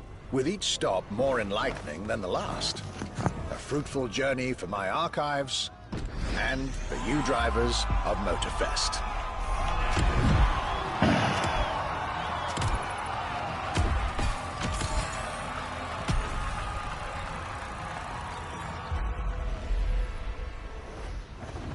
It's time to reap your reward. Your vehicle is ready for you to claim. It's not a vehicle. This was our Archibus Grand European Tour.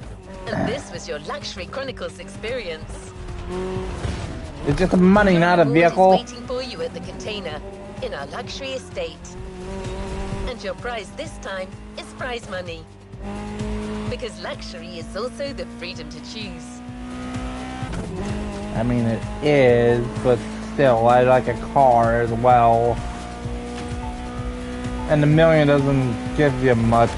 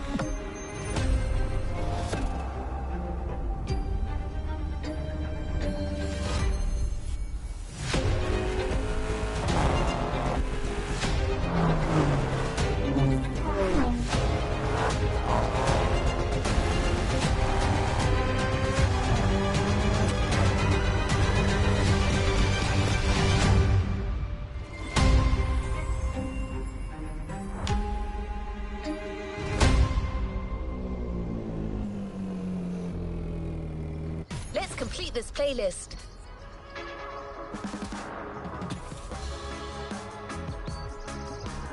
A playlist is available.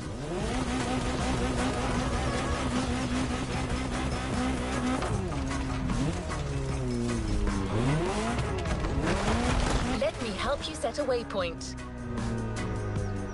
Next activity, set it and let's go.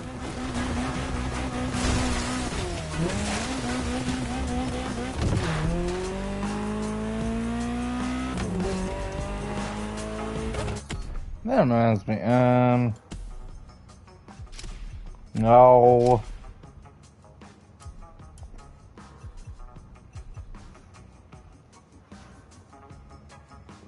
That's recommended?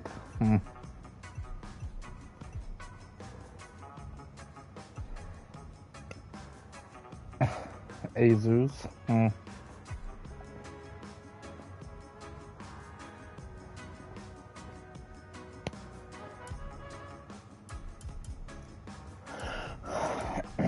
1.9 mil. That ain't that bad, to be honest. It's under 2 mil, but still. If it was GTA, it'd probably be like fucking 3 mil.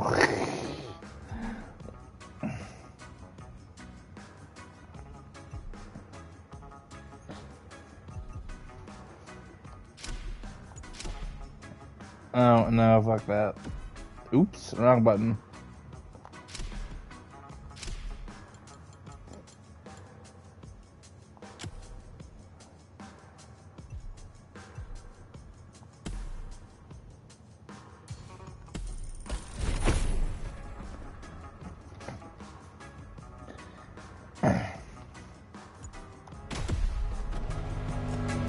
You have one new message. Hey friend, it's Hayato from the pack. What's up? Tell me, how would you like to go for another spin made in Japan? There's a lot happening and we're getting the whole team together. We'll be hanging out south of Kaneohe. Meet us there. Come on, we're gonna kick some butt! Hey, stop yelling!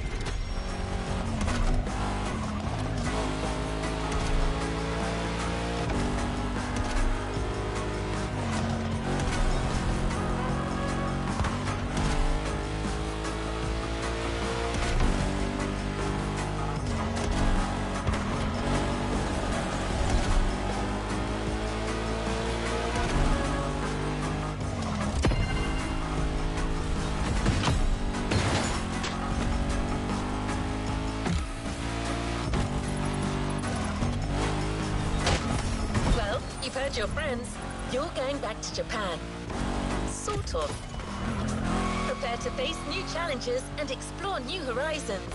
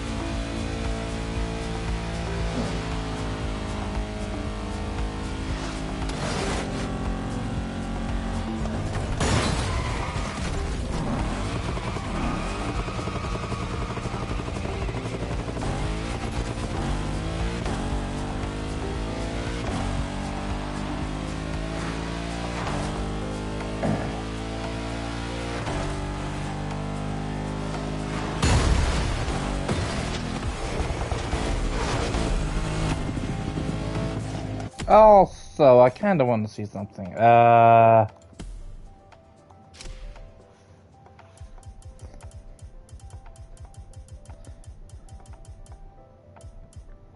The fuck is this? Huh.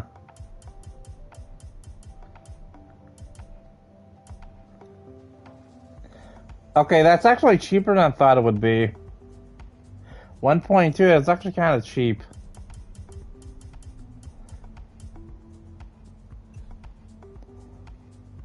Street Glide?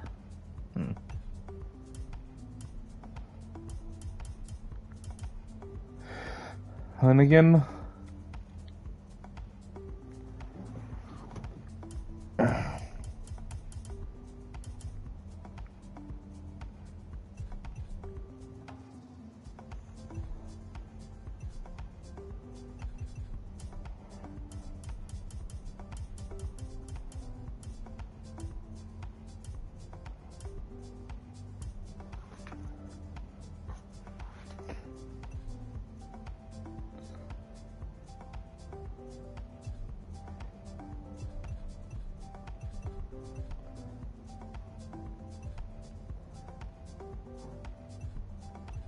Why is there 2 drift editions?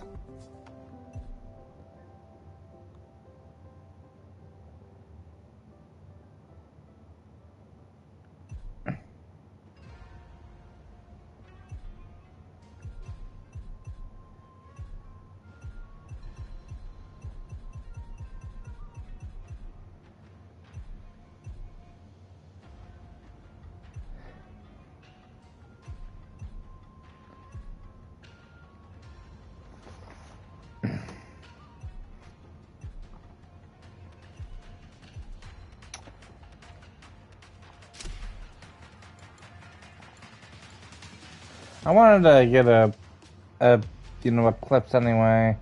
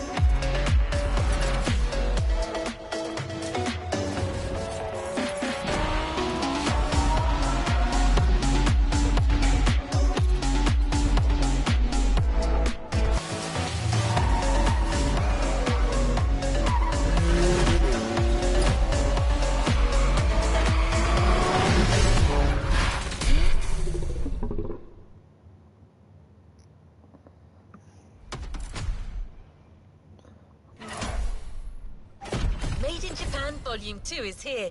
No spoilers, just jump in.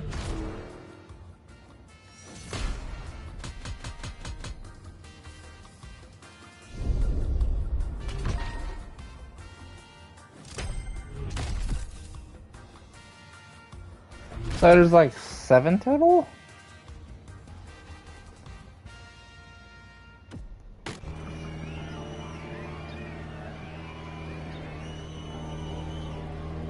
Let's move on to another activity. Your friends from the pack are really close. Go join them. They'll fill you in on the situation.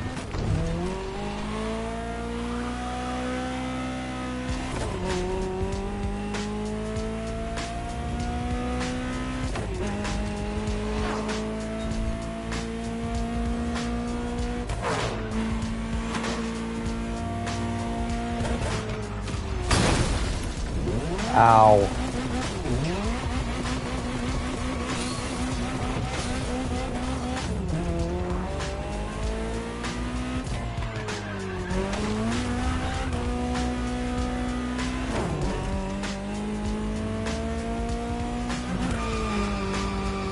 You're here.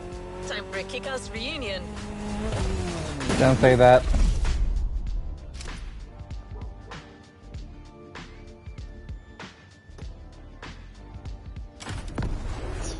It's just a race. I think it's just us driving to like a location. That's it.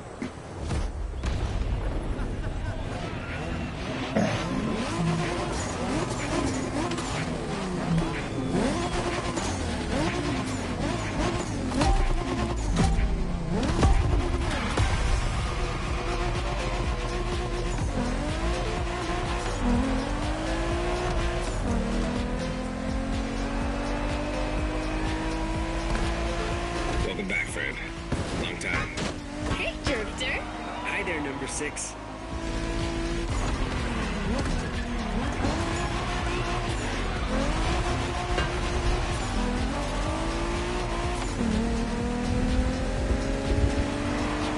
Pack is back together, and you're one of us now. You're right where you belong. But I still outrank you, buddy. Don't forget it. You wish. Watch your mouth, shorty. Don't you brats start. As you can see, things here haven't changed one bit.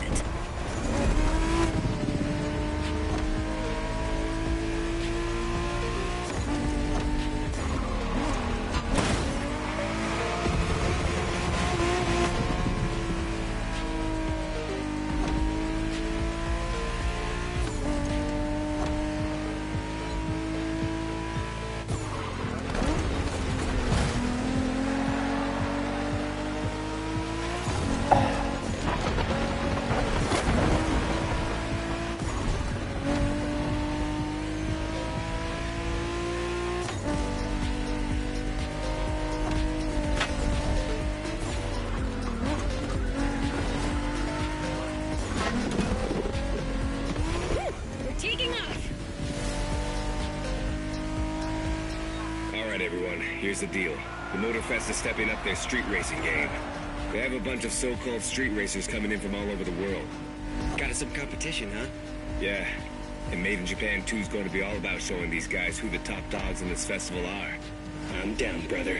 From what I've heard, it's more of a cat thing.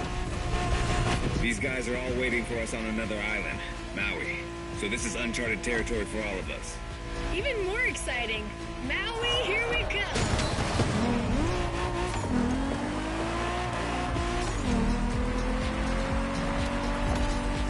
That Supra you got last time certainly fits you like a glove. And you'll have access to a whole lot of other Japanese vehicles as we face our opponents. You're gonna love that.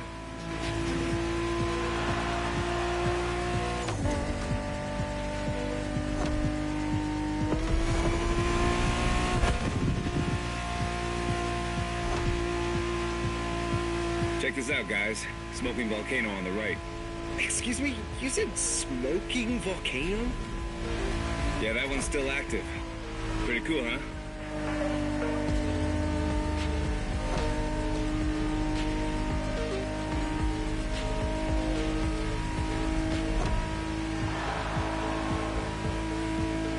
Welcome to Maui, guys. Yay! Do we know anything about these guys we're facing? Well, the festival didn't provide much intel, but I can tell you we're up against several other groups. They're not isolated individuals. Which means these guys will know how to drive as a team. Exactly. And they all come from different places, meaning different racing styles and different types of cars. Guess we'll have to work things out on the spot. That's what we do, right? Man, we're gonna have fun.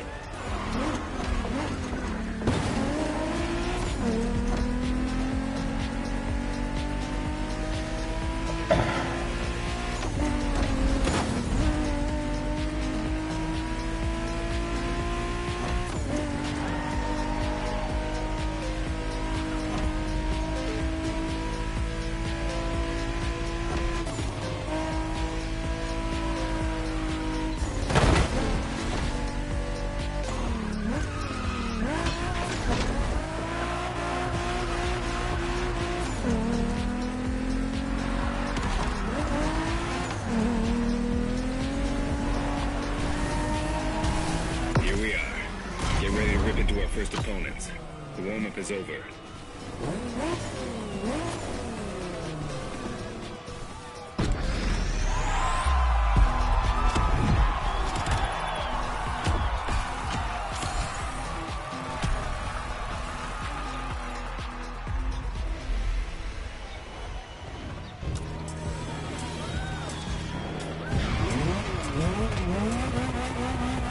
Hey there.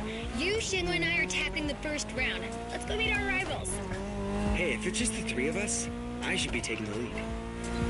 Too late. I call dibs. Okay, so okay, never mind.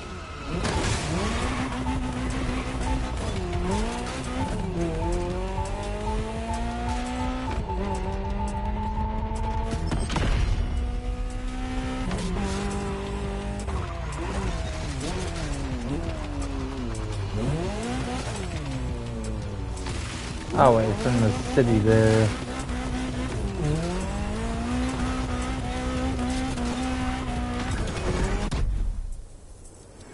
Here you are, driver. Round one. The pack versus the Night Stalkers. Game on.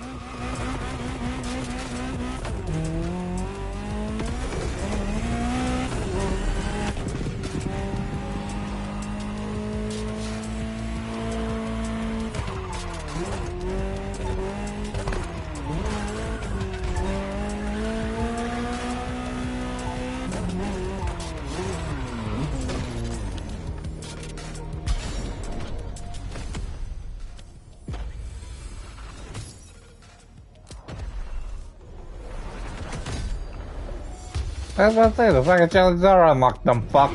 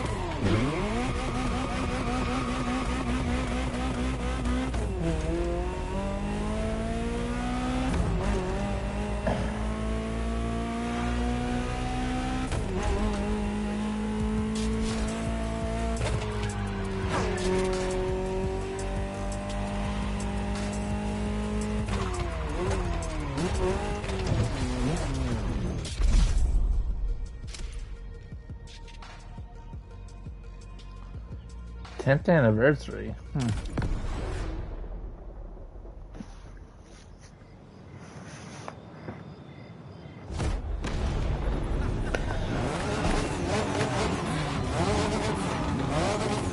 That stamping fucked.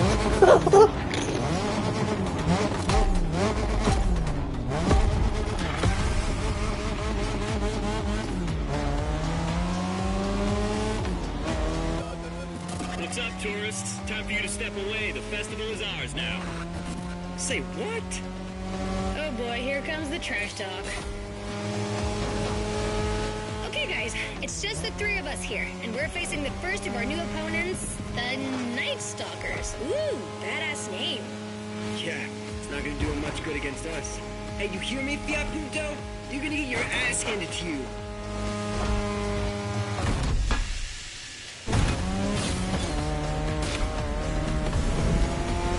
They went offline, Shago. Gotta let our driving do the talking.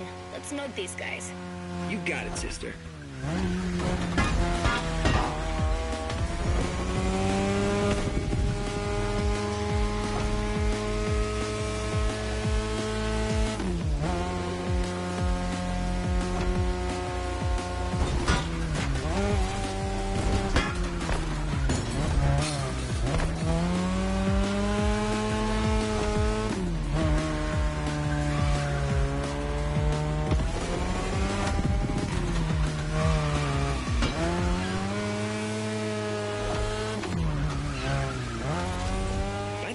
What's up with all the cat fever? I don't know, it's a MOTORFEST thing. Right now, cat's the word. I love cats. Of course you do.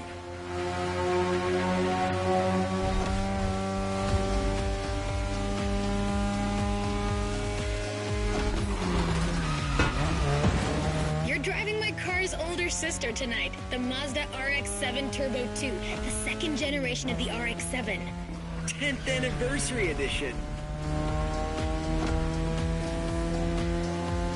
That's right. This very model is extra special. It's the monochromatic crystal white edition, celebrating 10 years of RX-7 goodness. Only 1,500 of these babies were made. At the time for Mazda, this was the definitive statement about what a sports car can and should be.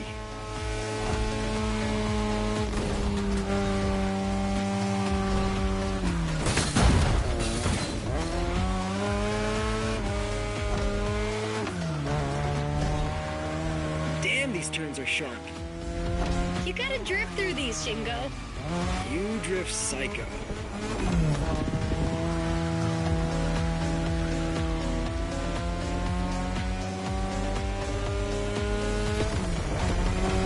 We're back at the shopping mall, which means only a few turns left. Don't give these furballs any ground, you guys. Way ahead of you.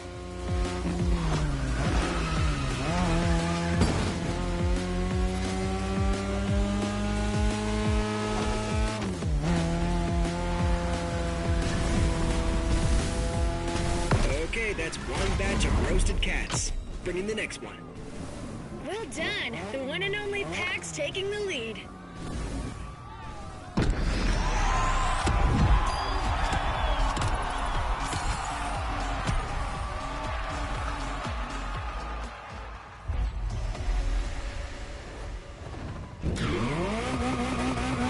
That was a crazy ride.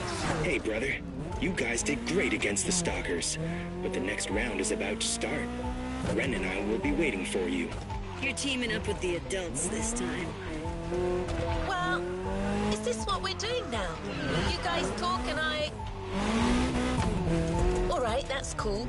I'm nothing if not adaptable.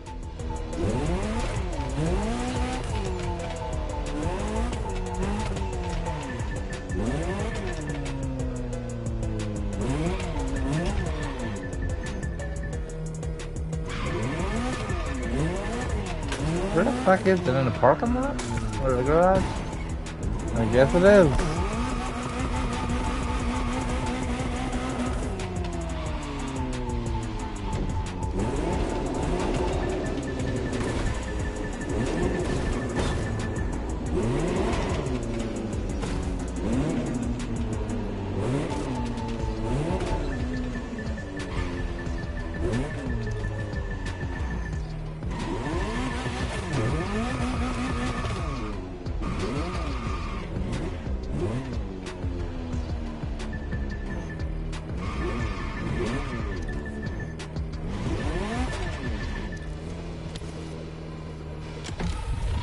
I must have passed it somewhere, but I didn't see it.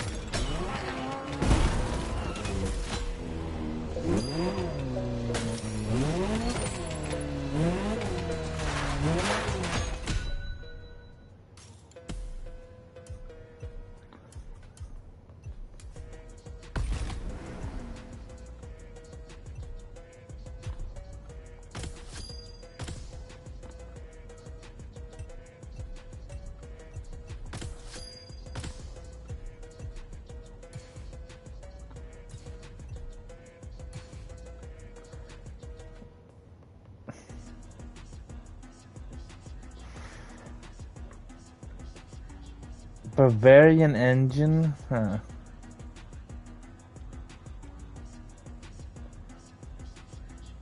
Not that bad of rewards, really.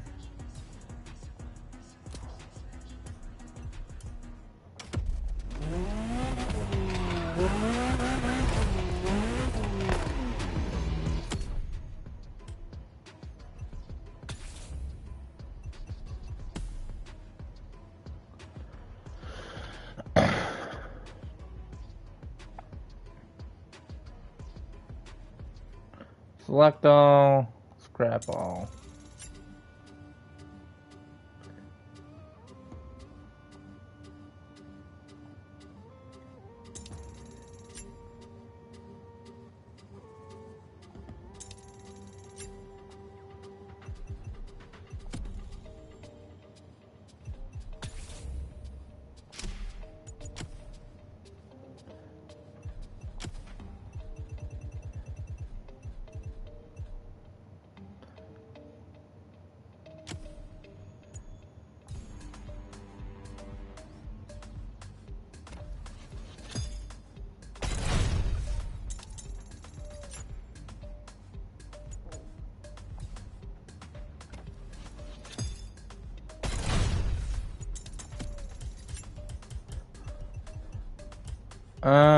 So it does them all. Alright.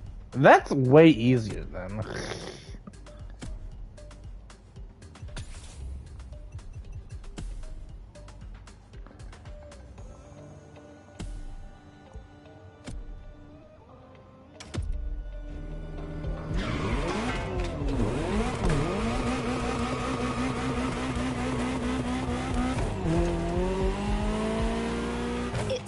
Another round. The pack versus the quick whiskers.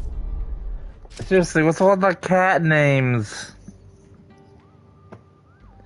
I think this is just like the same shit as the fucking what's it called?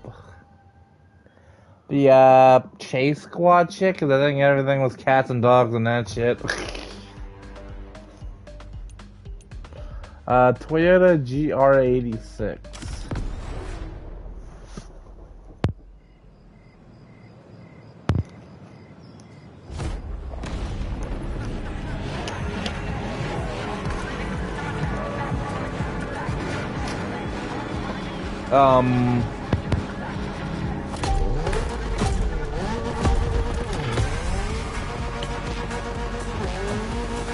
Why is there a Viper and a fucking Ford GT, by the way? Hey, rivals. Heard you Japanese racers are quite the deal. Try not to disappoint. Ooh, the quick whiskers in person on our frequency. Well, take a head start, kitty cat. You're gonna need it.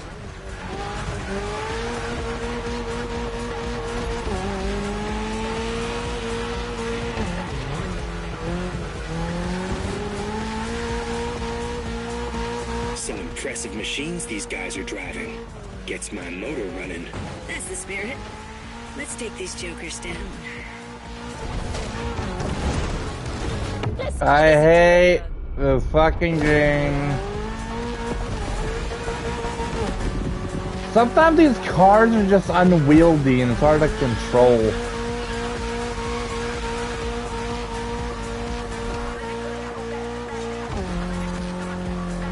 This car really ain't that good.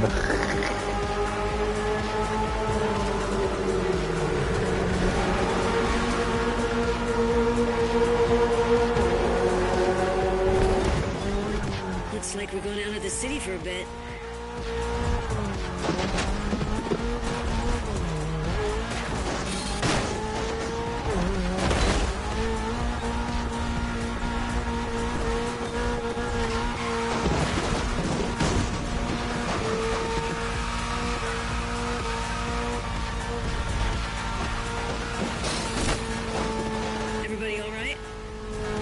say my Evo X liked it much, but all good.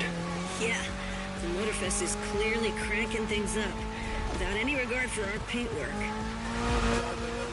If that's too much for you people, feel free to wait on the sidelines and watch.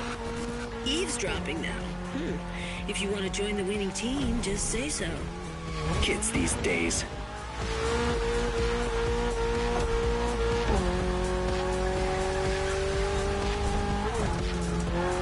That section's nasty.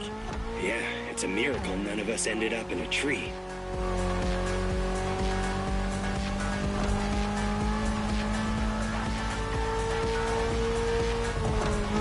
I mean, I ended up in one of the fucking steel bars that's holding up the one shit. Guys, this is the last section.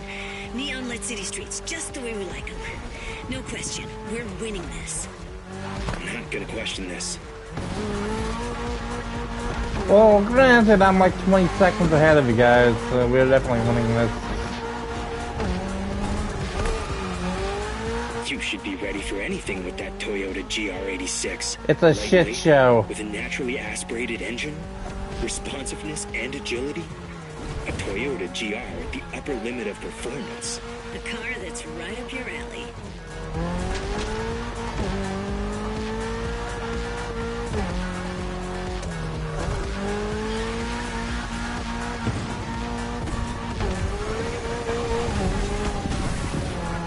Excellent job, my friend. That second victory clearly sends a message. Any comment from the cats on the radio? Yeah, didn't think so.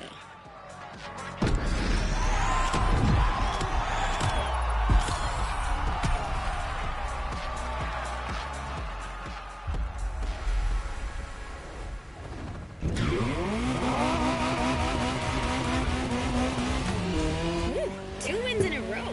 This deserves a nice little fun break.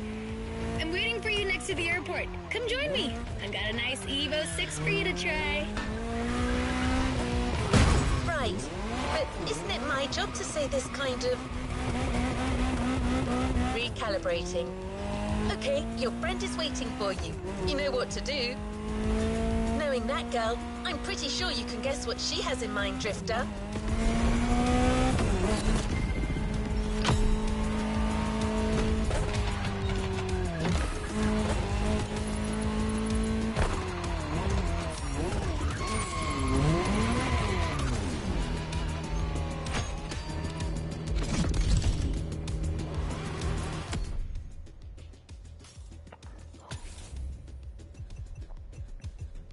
Where the fuck is the Aston? Oh, it's in hypercar, that's right.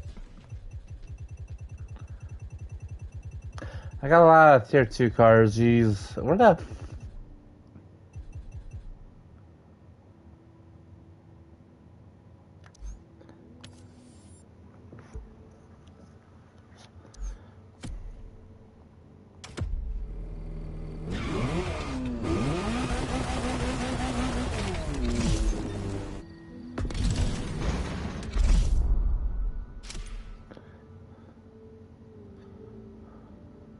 Get 5,000 points? It's easy.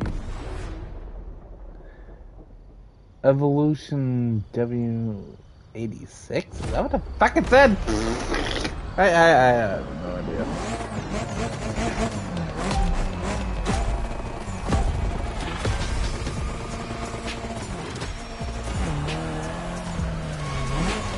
Okay, we're doing great in these street fights so far, which is not much of a surprise. I mean, what were these cats thinking coming after us? Anyway, we're taking a break, so let's step away from the street rivalry for a moment and have some quality drift time. Our playground, the airport. Your car, Drift Queen Lancer Evo 6. Yep, no time for shilly-shally. Okay, I did not hit the wall game. We've been through quite a lot together, and I have nothing to teach you anymore, so just have fun. Got you a nice little track for this. Basic but technical.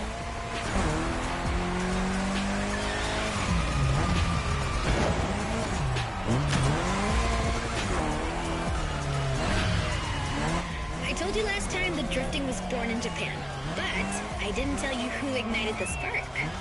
Well, two names, Takahashi and Tsuchiya, respectively named the Father of Drifting and the Drift King, no less. To others back then, oversteering was a mistake to correct. But to these guys, it became a special technique to carry more speed through the corners and have fun doing so. They're my role models.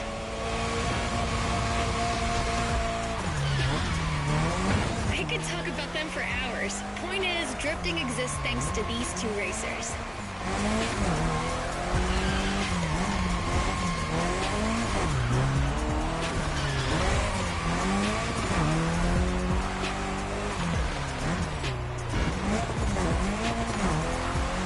Come on, Hashiria, you can score more points than that.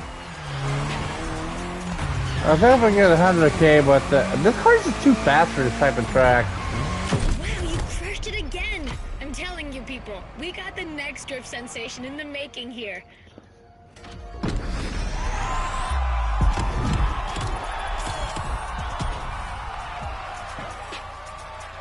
What the hell is that?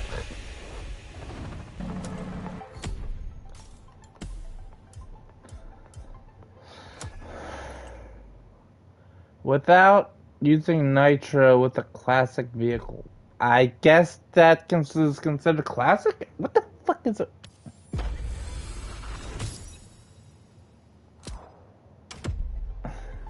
I'm guessing if it's like below 2000 is considered a classic. Hello, we alone? No one's gonna butt in this time? Alright, back to normal. So? Hey, number 6. Come on. Ready for the next round? It's gonna be me, you, and Toji versus some other street racer guys. And I'm taking the lead this time. Don't worry, he's not really leading anything. He just says stuff. Try to humor him. What was that? Nothing. Lead the way, boss. Alright then, let's go. Alright, another one of my scripts down the drain. Recalibrating. This is it, driver. You're facing yet another team of street rivals, the Clawblades. Wow, these ones sound mean. Clawblade. That sounds stupid. Fucking stupid, I swear. 3000 GT VR4.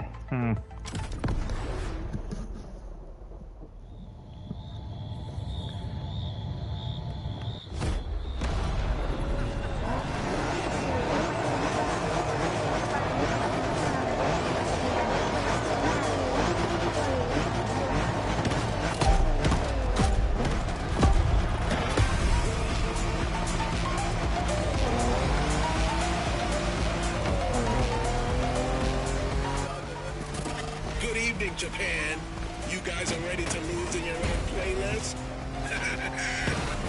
Bite me, Hello Kitty! Can you believe these jackasses?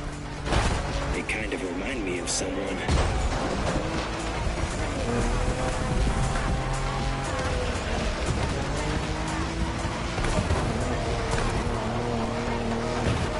I will wreck your shit, get out of my face! As you get in the zone stat, the path is gonna get real technical real fast, and you're not facing outlaws anymore.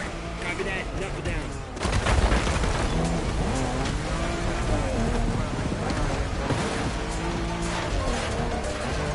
You all good, friend?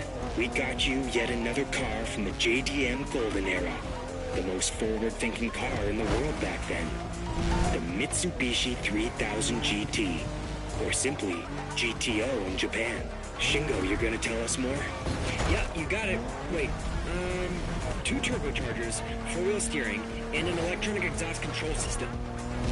Not bad. You've only missed the active aero control system. Oh yeah, motorized aerodynamics that adapts to your speed. That car was a frickin' Japanese Batmobile. Way ahead of its time.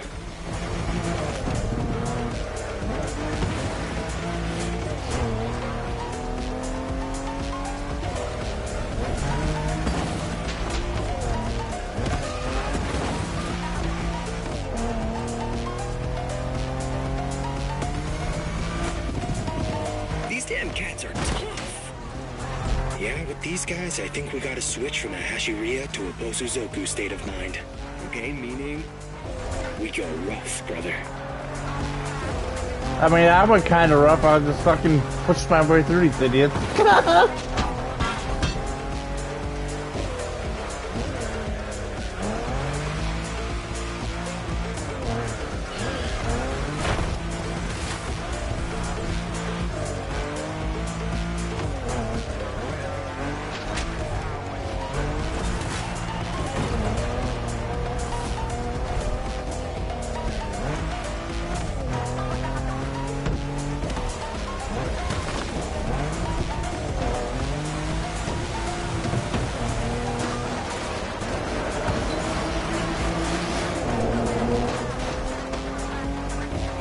On this island, not exactly a piece of cake.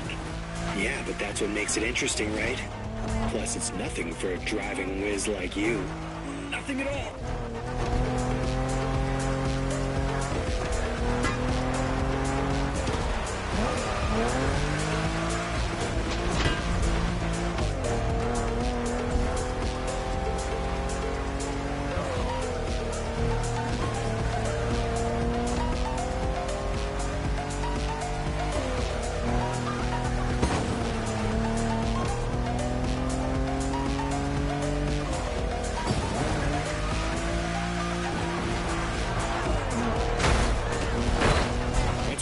Bamboo forest, the finish line will only be a few seconds away. If you guys want to try something, it's now. I'm already like 3 seconds ahead of you guys, so we're good.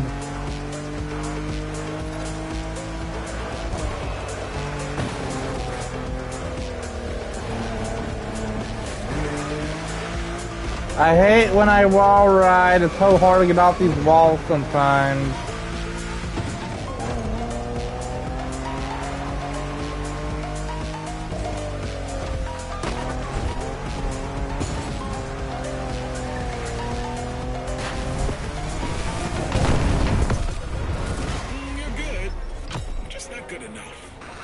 Not good enough. First position is ours, dude. Next time, just take the bus. So fucking stupid. Oh, the other got up. And the guy was talking shit was a minute behind, so shut the fuck up. Bitch.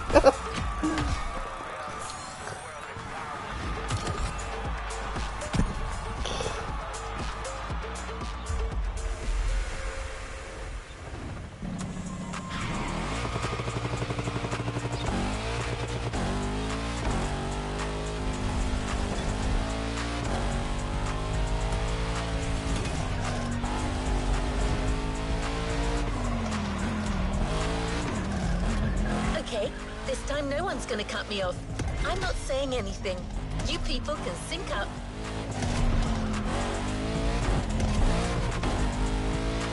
Go ahead, guys. You can do your thing.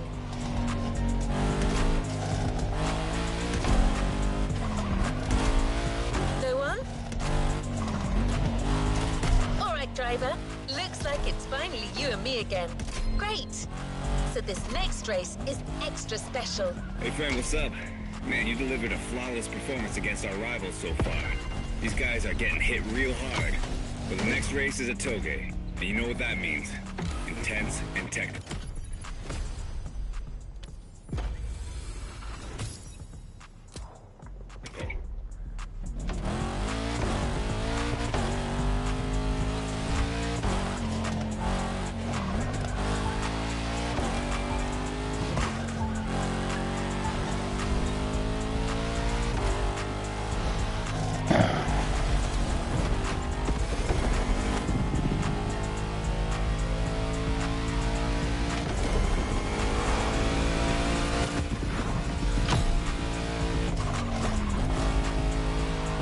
Plus, it starts from the highest point of the mountain. It's not a race to take lightly. The same goes for our opponents, apparently. Meticulous racers and reliable machines. Or so I've heard. Keeps getting better, doesn't it? We'll see you on the top of Maui, friend.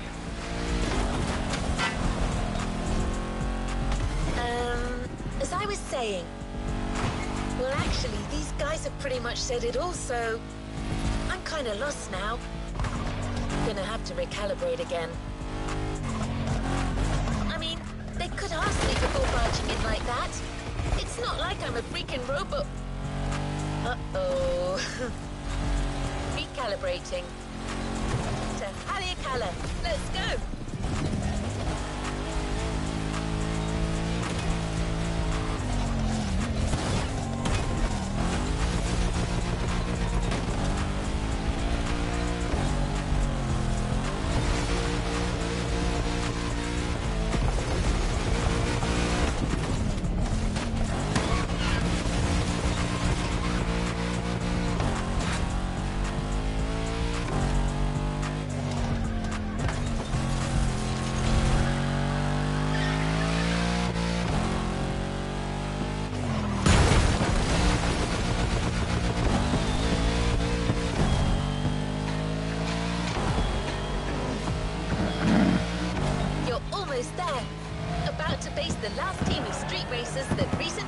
MOTORFEST. Hack versus Diamond Fangs. It's on!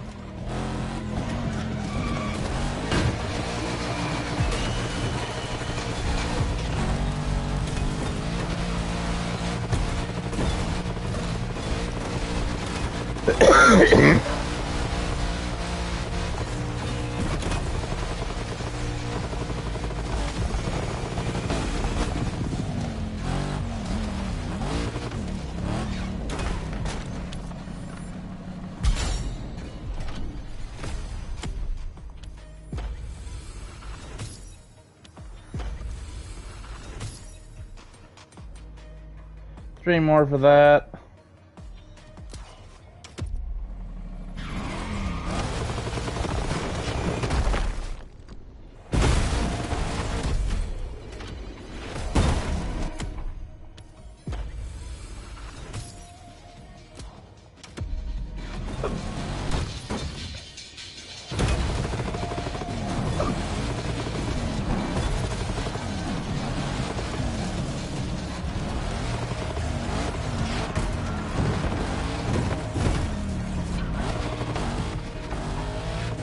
Is this really the last one? Is there more?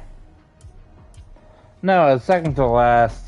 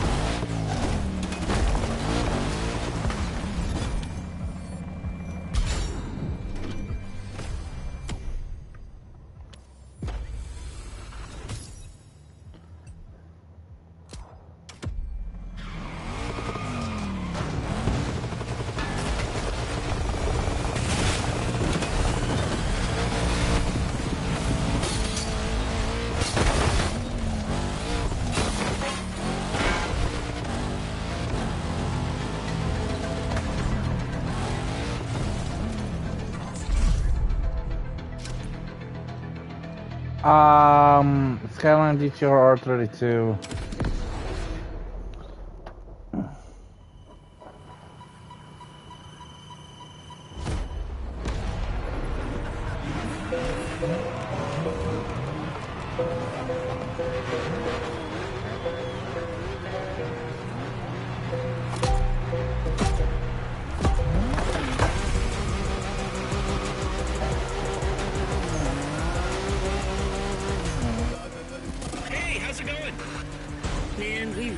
Change our radio frequency. I know, sorry about the intrusion. Heard you people defeated all your opponents so far. That's quite a tally. Anyways, we're all stoked to be facing you. May the best team win. Over and out. How about that? Watch Watch out, guys. I foresee a very mean curve at the end of the straightaway.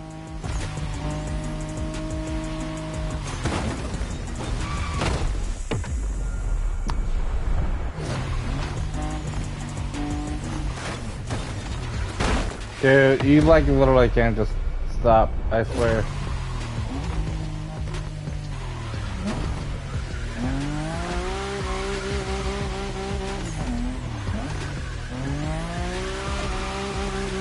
Good hunch. That curve's deadly.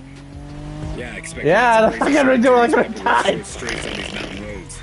Not to mention the 200-foot drop if you miss any of them. Just the way we like it.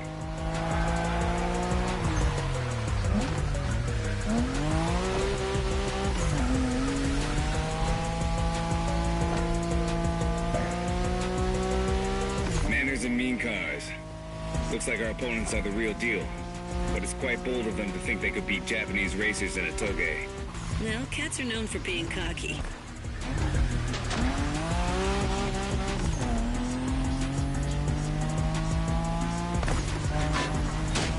Remember our last toge driver? It was you against me then. Don't you forget, it's all about drifting. Oversteer while maintaining control for a high exit speed.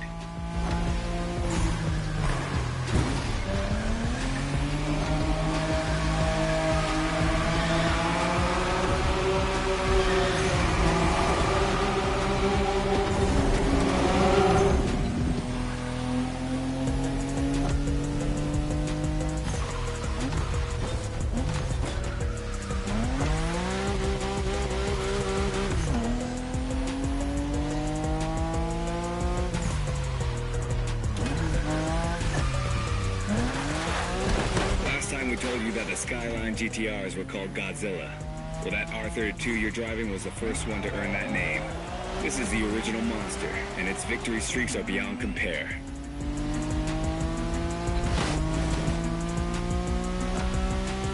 I'm gonna make it simple. For years, that car was unstoppable on the Japanese car racing scene. The R32 changed the rules and left everyone in the dust for years. It was created to beat the shit out of everyone, and it did.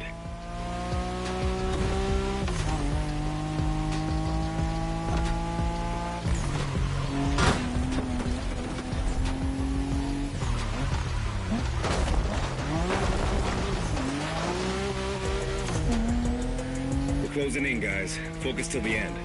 No matter what, this race belongs to one of our two Skylines.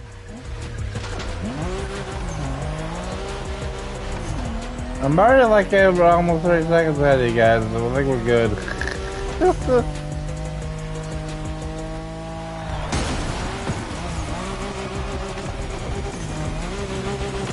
You become the king of the mountains, my friend.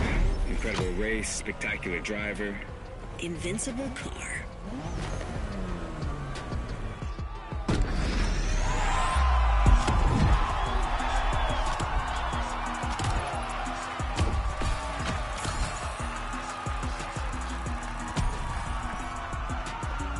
Alright, what's the last event?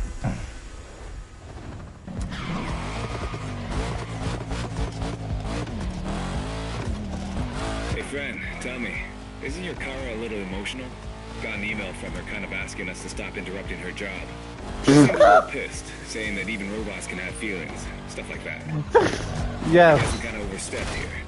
An AI making a scene. Wow. Peak modernity right there. Anyway, let her tell you about the grand finale. See you on the grid, my friend. Well, these guys weren't supposed to mention this to you, but... Never mind. Okay, driver.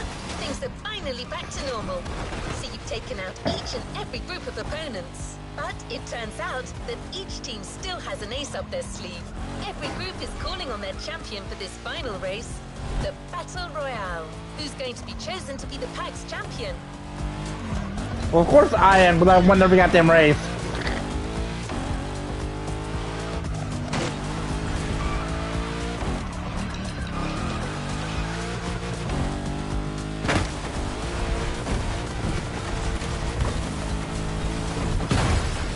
Why is there just a random ass fire truck here? That's the first time I've seen a fire truck, by the way.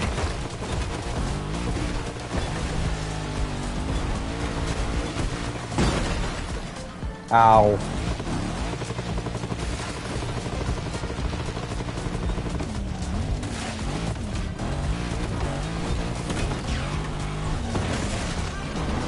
Okay, can this game stop having like every goddamn tree, every goddamn where?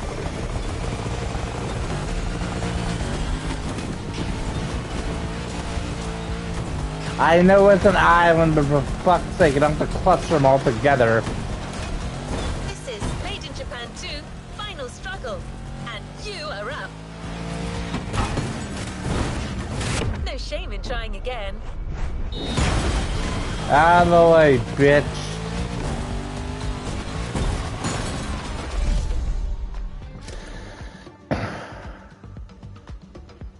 Yeah, I think that's all we get is the Liberty Walk NSX.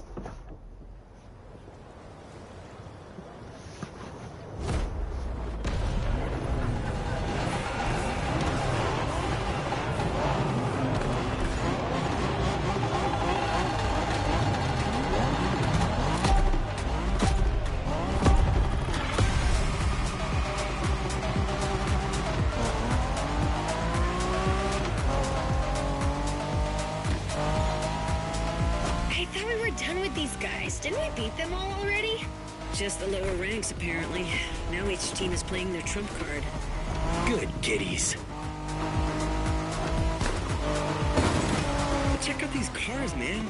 They're clearly bigger cats. Doesn't matter, does it? These guys are still cats. We are dragons.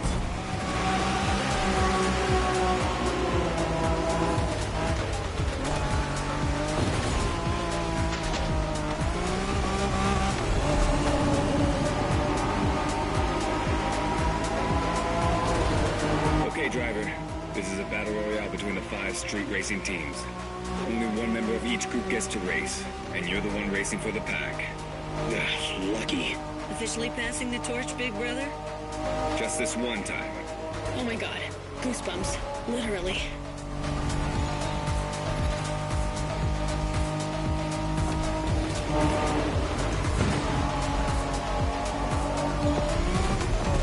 You can drive Wengen style on that speedway, which means really fast. Just watch out in these tunnels.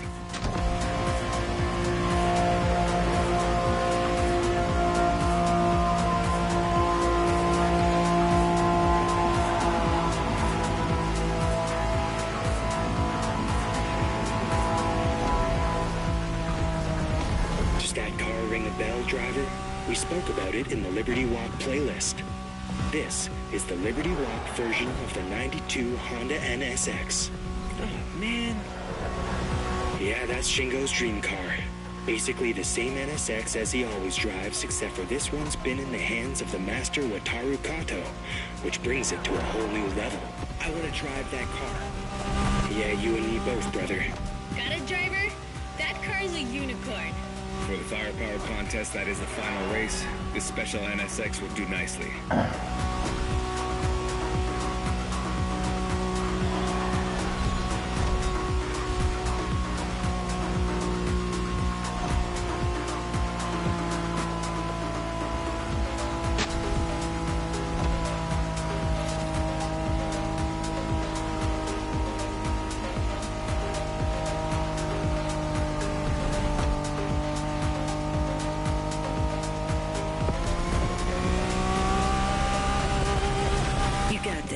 Do not give them an inch. You win this race, my friend, and it'll be an overwhelming victory for the pack. That's what we're shooting for, right? Always.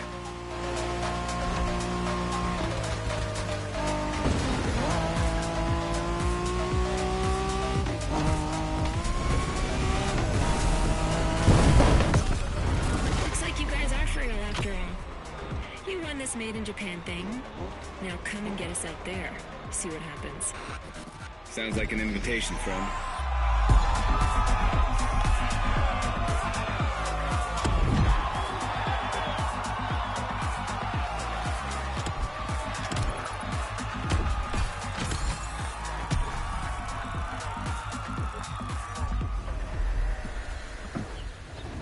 You haven't claimed your reward for this playlist.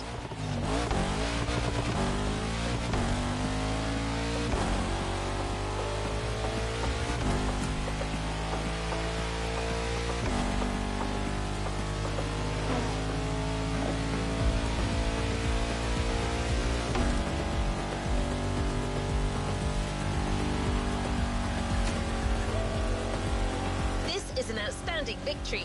You and your partners entirely dominated that street brawl. Well, no Way to go, shit. Dragons. Let's head back to the container to get your prize. In the meantime, here's a piece of information. You've won the first encounter, but the rivals are not going anywhere. They're staying here in Hawaii, and they'll be waiting for a rematch with you. So once you've completed this playlist, you can find them in free drive, challenge them again, and establish your supremacy as a street racer, once and for all.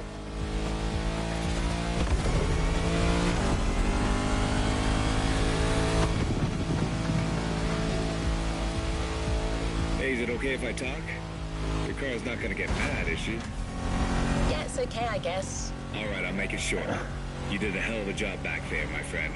You're definitely one of us, and we're counting on you to defeat these guys again. You represent the pack. These cats are gonna understand that we're the prevailing street racing team around here. Catch you next time. Bye! Aw, aren't these guys cute? I may have overreacted a little.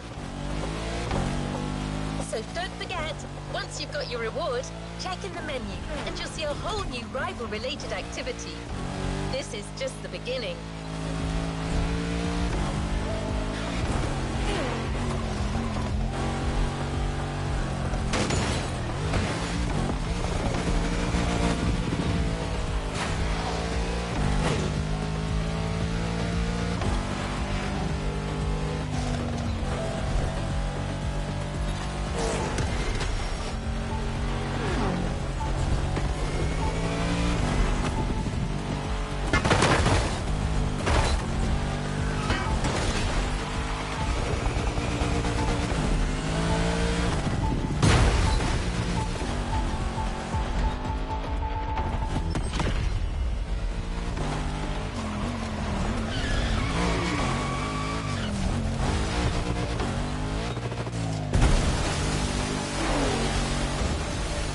At least it ain't deep water.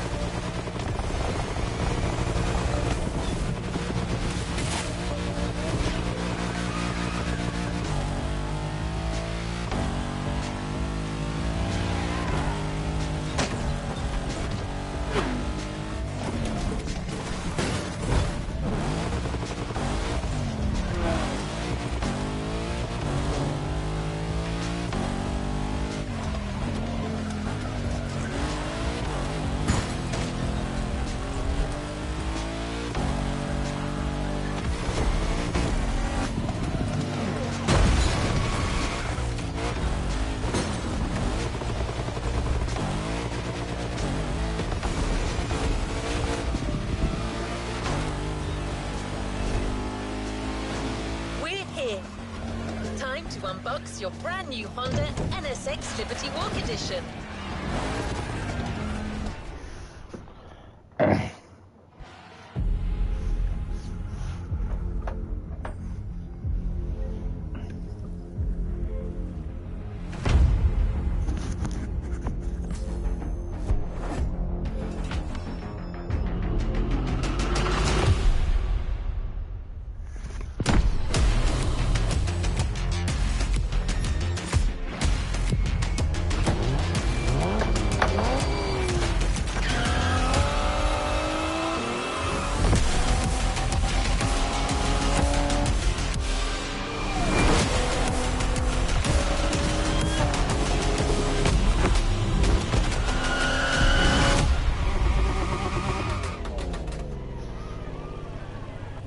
New playlist ahead. Let's go.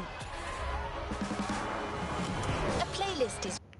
I'm done for now. I need to go take